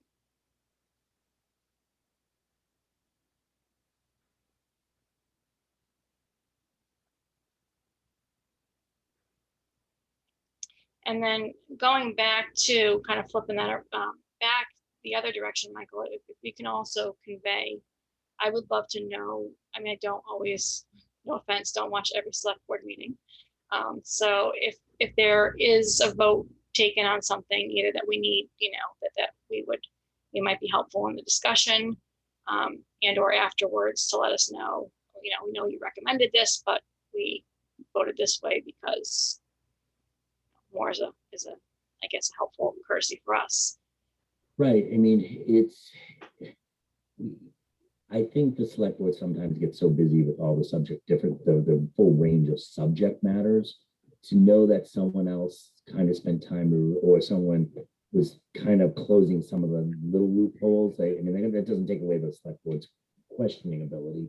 But I think that would be helpful. And to your point, I think, you know, I never wanted to discount Meg's, you know, concerns of the business model, right? Because it's funny, we're now we're feeling some bumps regarding that car business, right? Because there are some feedbacks from citizens and so on and so forth that we'll get through. But it's maybe that could have been, some of those bumps could have been avoided, right?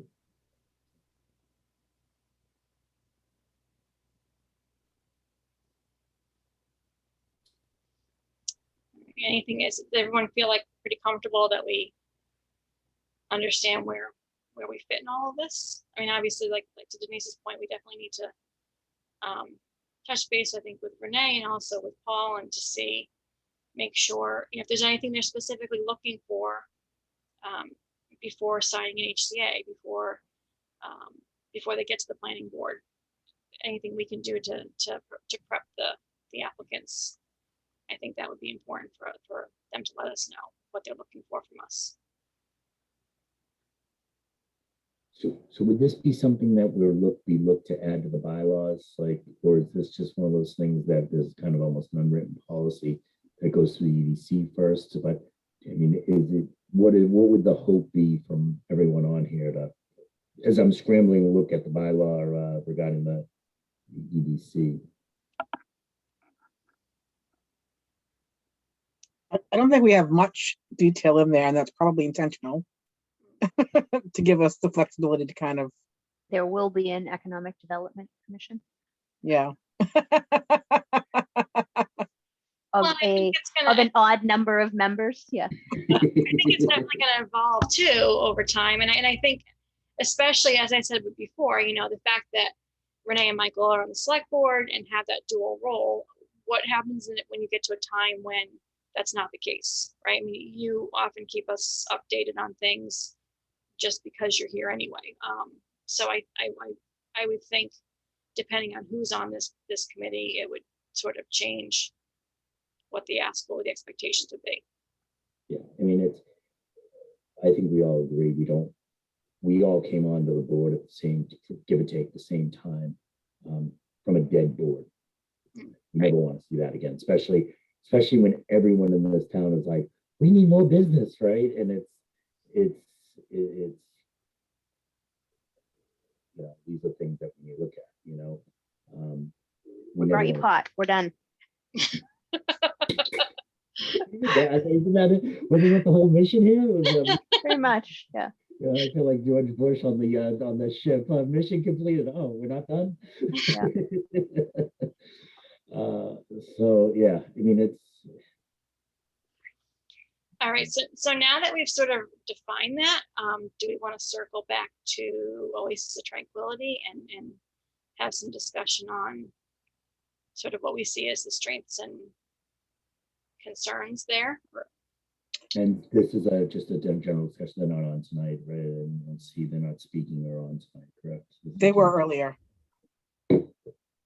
I think, I don't know the 314 number, they might still be on, but should we touch base with Renee and Paul first? Sandy, to make sure they're aligned with that plan?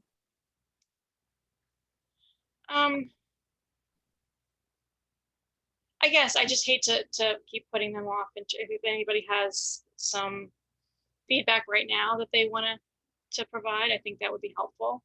I'm not going to take another vote this week without a member here. I mean, again, I don't really necessarily see the need for us to vote on, recommend, not recommend, or anything like that. I think it's more, where do we see,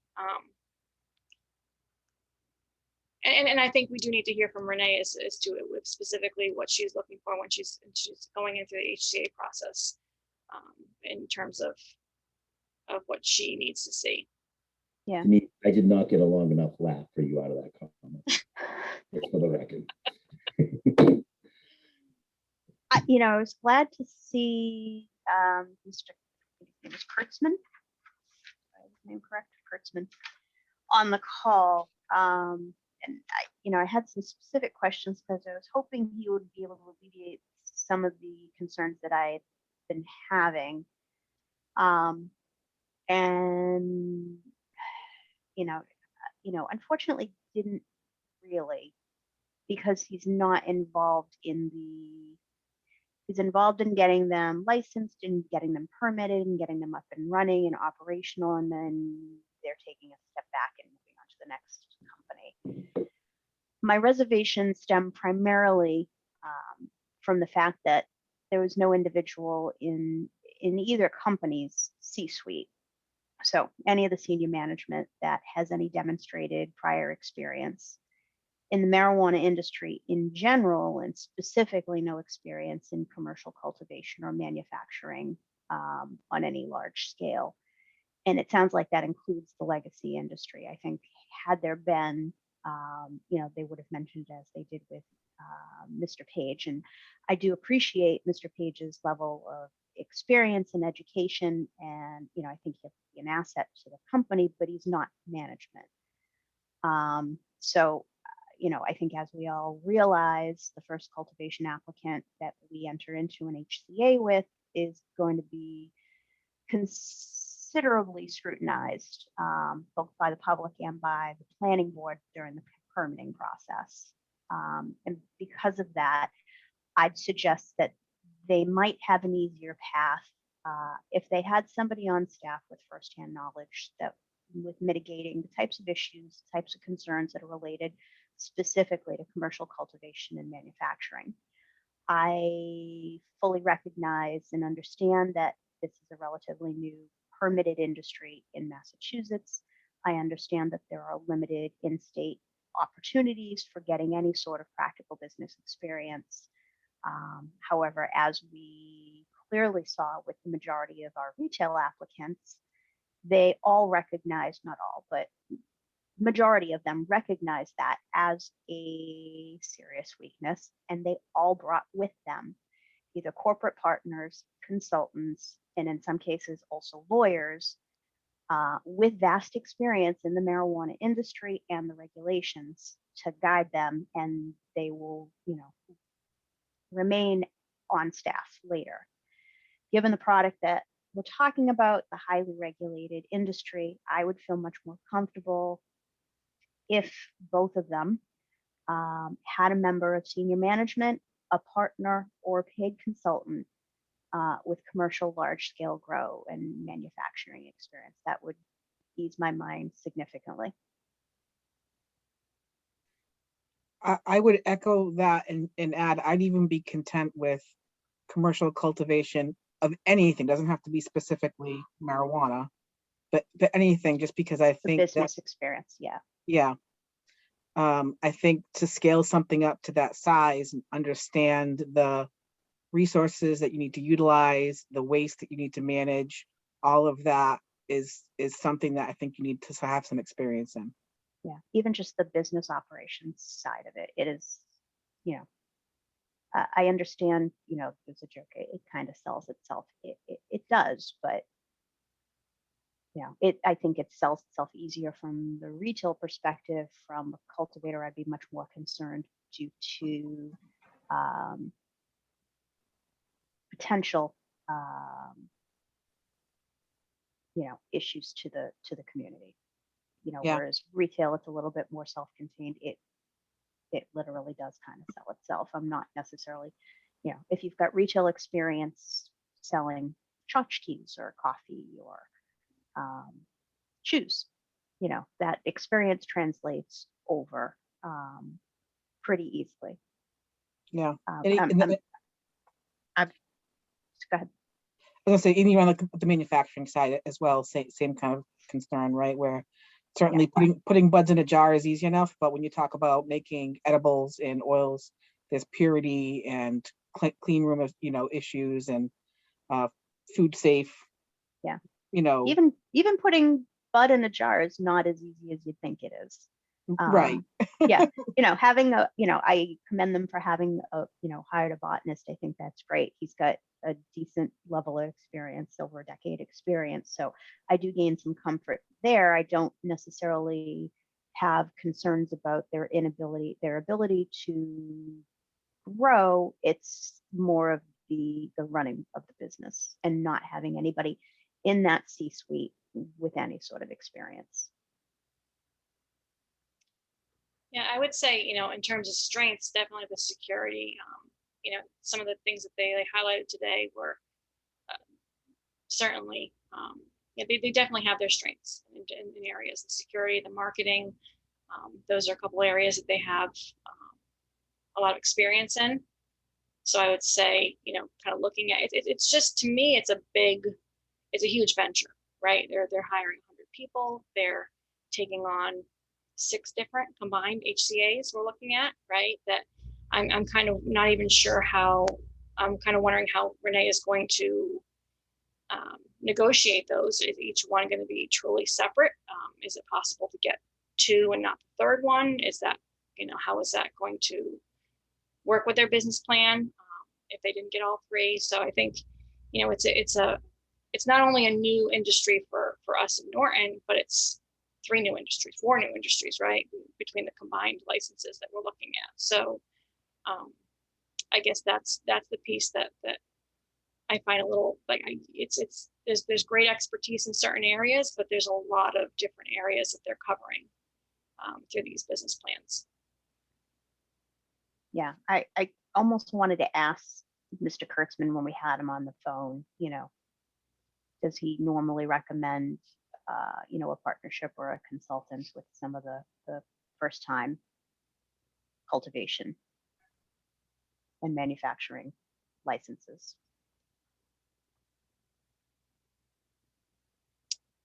I would think at this point it's certainly going to make it an easier path, I think, for a municipality to get comfortable with them.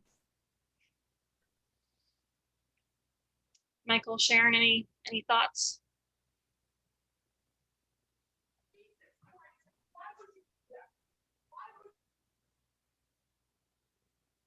I didn't see the presentation and Yeah, right.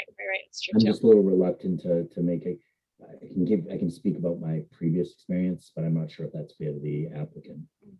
Because I was very, very confused by the whole application process on the 2 visits we've had with them. I was very confused by it, but that, I believe, like I said, I wasn't on tonight, so I don't know.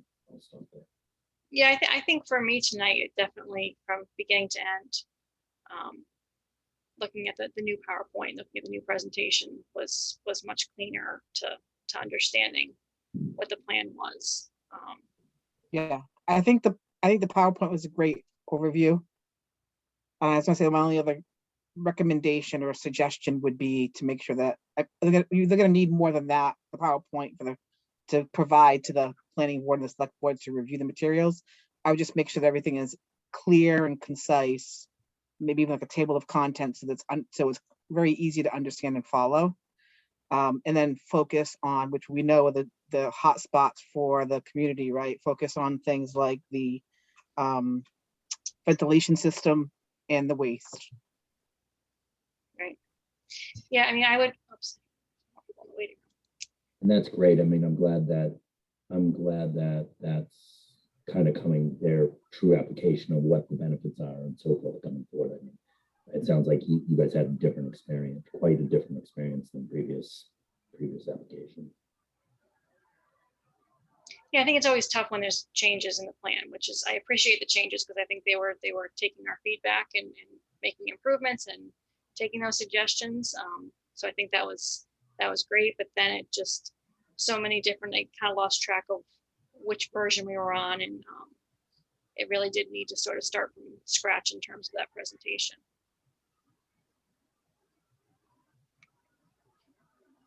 Any other thoughts? Sharon, did you have anything to add? Well, I have to be honest with this whole marijuana thing. I came to the board late. You guys had done a magnificent job in due diligence. I'm still really learning. Previous presentations that I've seen, I was so confused. I was lost. But I found this one to be much more informative. There's a lot of issues that I wouldn't have identified, but I think all the rest of the board is has very valid points about their concerns. For me, it was like a whole new company. I know there was a lot of repetition and stuff they've presented before, but for me, it made a lot more sense this time around. So I was able to follow it. So I'm getting there. I'm still learning, but I'm getting there. So that's not very helpful, I know, but that's just an accurate picture of where I am. It is helpful. And I think again, it's a different perspective. You provide the select board. They're going to be members that are seeing these kinds of things for the first time, or so I think that's from just a big picture kind of thing. It's important to just look at and see get people's input on that level too.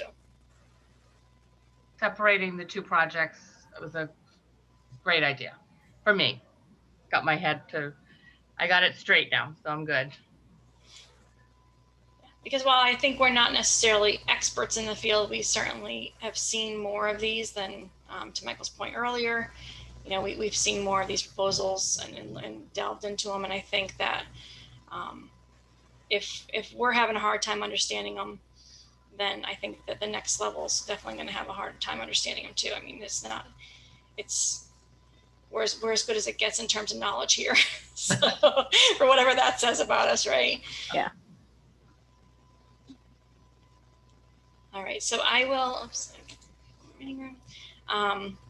yeah, I mean, again, ultimately this is up to Renee and Mike Units to kind of decide what else they're looking for from us in terms of the process before what else they need from us in terms of getting ready to sign an HCA. So I think, hopefully that feedback helps the applicants. I can see quite a few back on.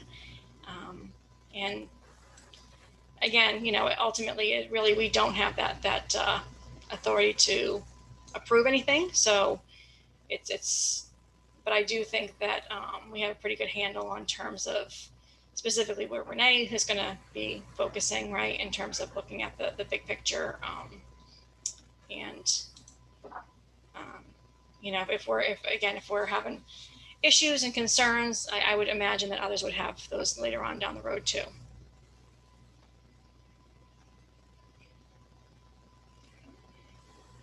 Anything else to add from anybody? Yes, this is Tiffany. I would just like to, hi, how are you? Thank you guys for your input. We are listening and taking everything into consideration. We do recognize that, you know, the changes coming in at the time when Janice did take on Queensbridge to represent her and just working through this with the town, you know, it's been a lot of work, and we do appreciate your patience with us and, you know, just trying to work through it together. So with that being said, we do recognize that there will need to be very thorough plans submitted and presentations, and we are prepared to do that. As far as like, I did miss a little bit of what you said earlier, but I will go back and review all of the things. I do know that there was something on retail that was brought up, so we'll address that, as well as, you know, we'll try to meet the proper standards. Excellent. Yeah, just so you know, it's something that's, when it comes from us, hopefully you take it as a helpful piece of, you know, information, as opposed to criticisms where, again, we really don't have any authority here in the EDC, but we're trying to help you to make sure that going through the process you're as successful as you can be, because we certainly want to. This is the committee that really pushed for marijuana businesses in the first place in Norton. So we are obviously all in favor of having these businesses, and not necessarily everybody is in town. So we want to, you know, give you a kind of a heads up as to what challenges you might face going forward. We absolutely appreciate that, and we do take that into consideration moving forward, and we will address anything that anyone feels is appropriate. Again, the police chief working with everybody, it is helpful for us.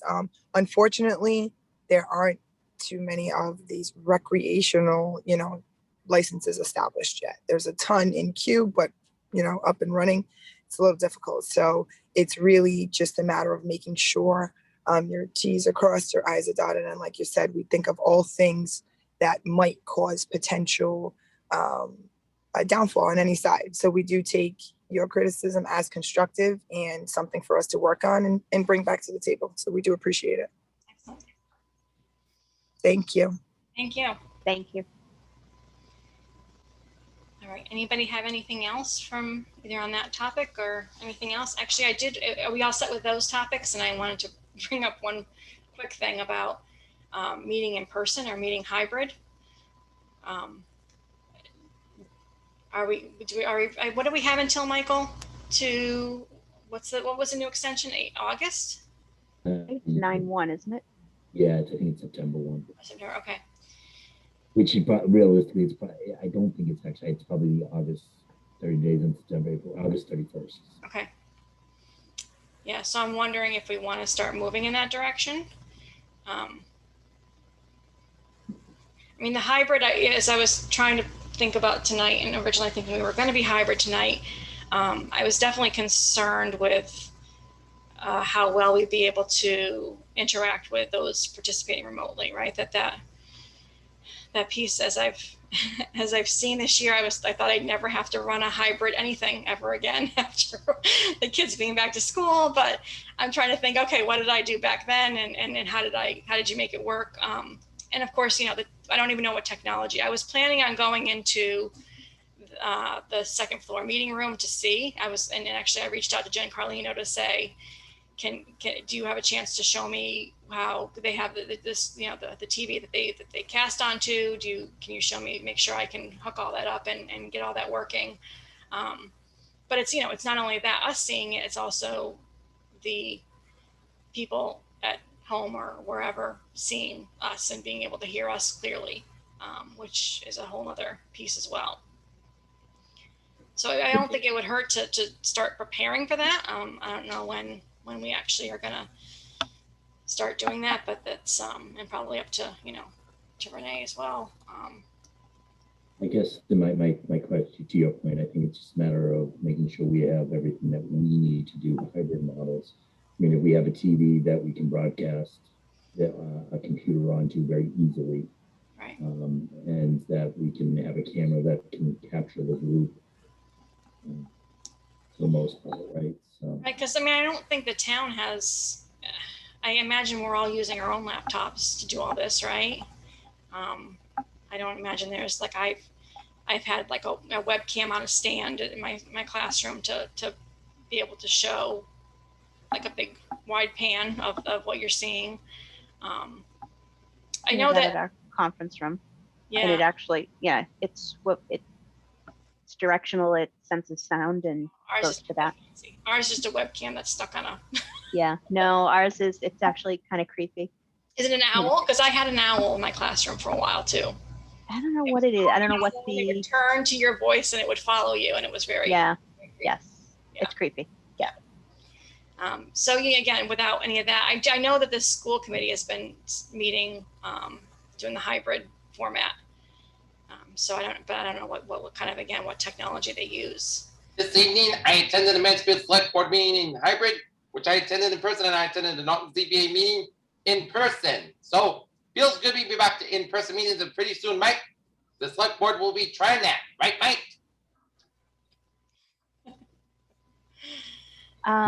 What about talking? Sorry. Go ahead.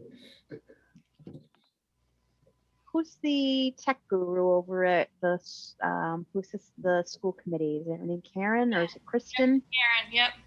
Yeah, I would definitely like to see what they do.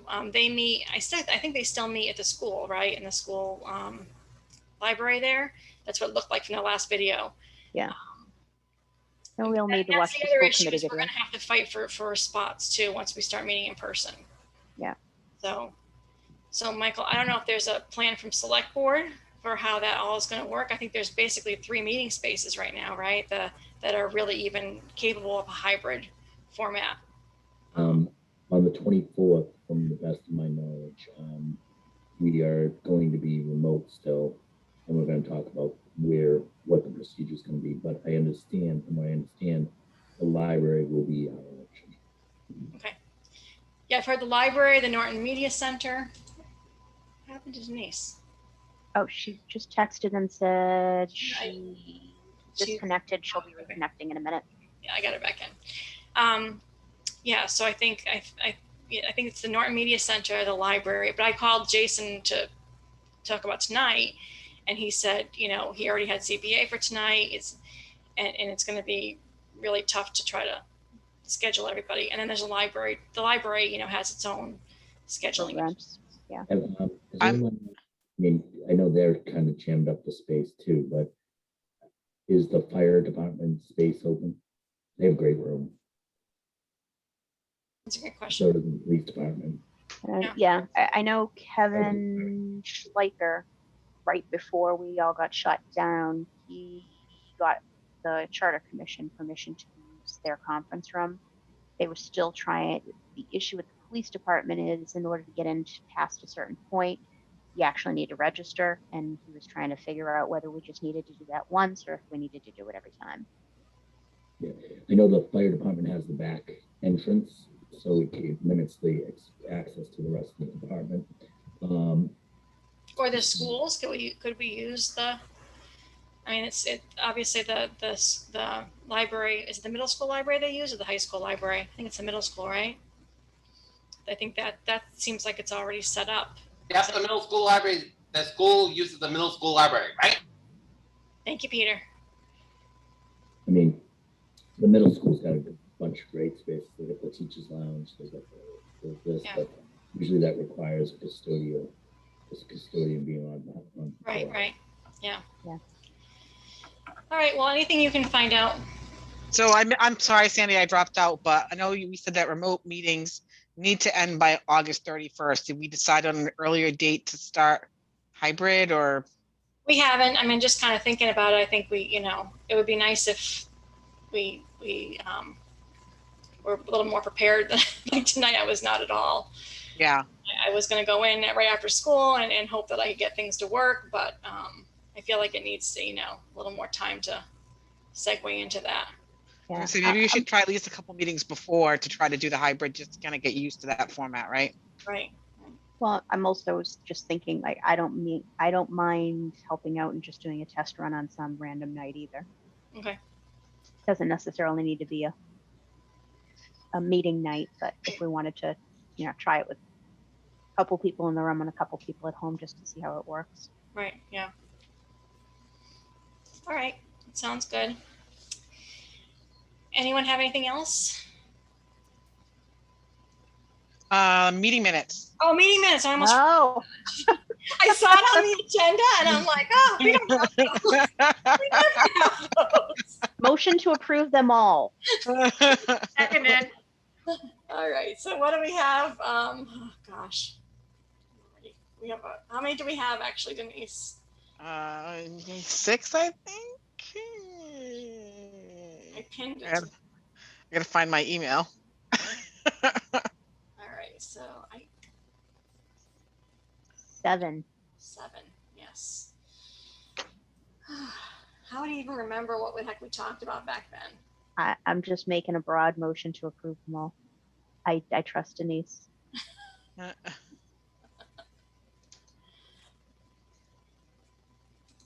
right, do we want to go through did anybody have any concerns on any of them? I mean, you did these and then Renee reviewed them too, correct? I don't know if Renee read the most recent ones, but the older ones she did, yes. Okay. All right. So I'll just go through one at a time. Is everybody okay with that? Okay. Yep, sure. And a question, with the governor extending the virtual meetings to April 2022, does that have an effect on in-person meetings? Yes or no? Peter, I think that's a question. I don't think that's a question for here. You can probably try the select board. I don't know that. I don't think there's an answer. I don't think we have an answer for that. So hopefully I can, I know Mike Units is looking into it. yep, hopefully we'll be resuming in-person meetings soon, right? Yes. All right. So the first one I have is from Wednesday, August 26th. I have a motion to approve the meeting minutes from August 26th, 2020. So moved. Seconded. Oh, we have to do roll call. Oh. I'm just looking at it. I wasn't even there. Oh, actually, that's the November one I wasn't at. Okay, I can approve You that. can still vote. I'm making the motion. Okay. Yeah, I wasn't doing on the it, damn board it. for any of these. Katie, you don't want to just kind of try to do all these all at once? We want to do you want me to just read all the dates off together? Is that what you want to do? If we can do that. All right, let's see. Does that work, Michael? Is that? You can do that, but the question is, you just have to have the question, is everybody okay by doing that? Yeah, I'm okay with that. All right. I'm fine. Try to list them in order here. That would save me a lot of typing.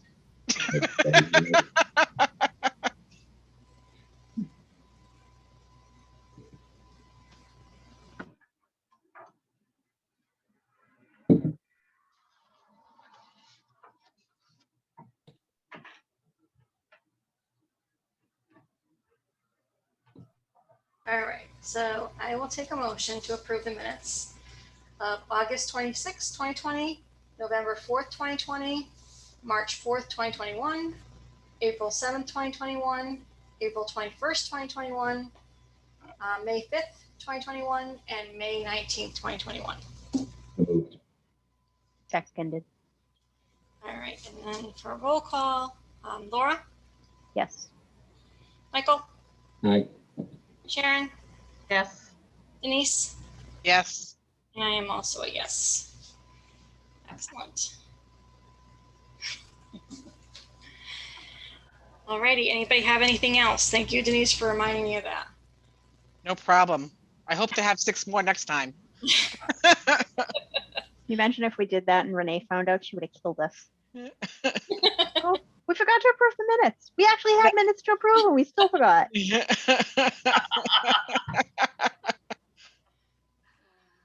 All right. Okay, then if everyone's all set, I will take a motion to adjourn.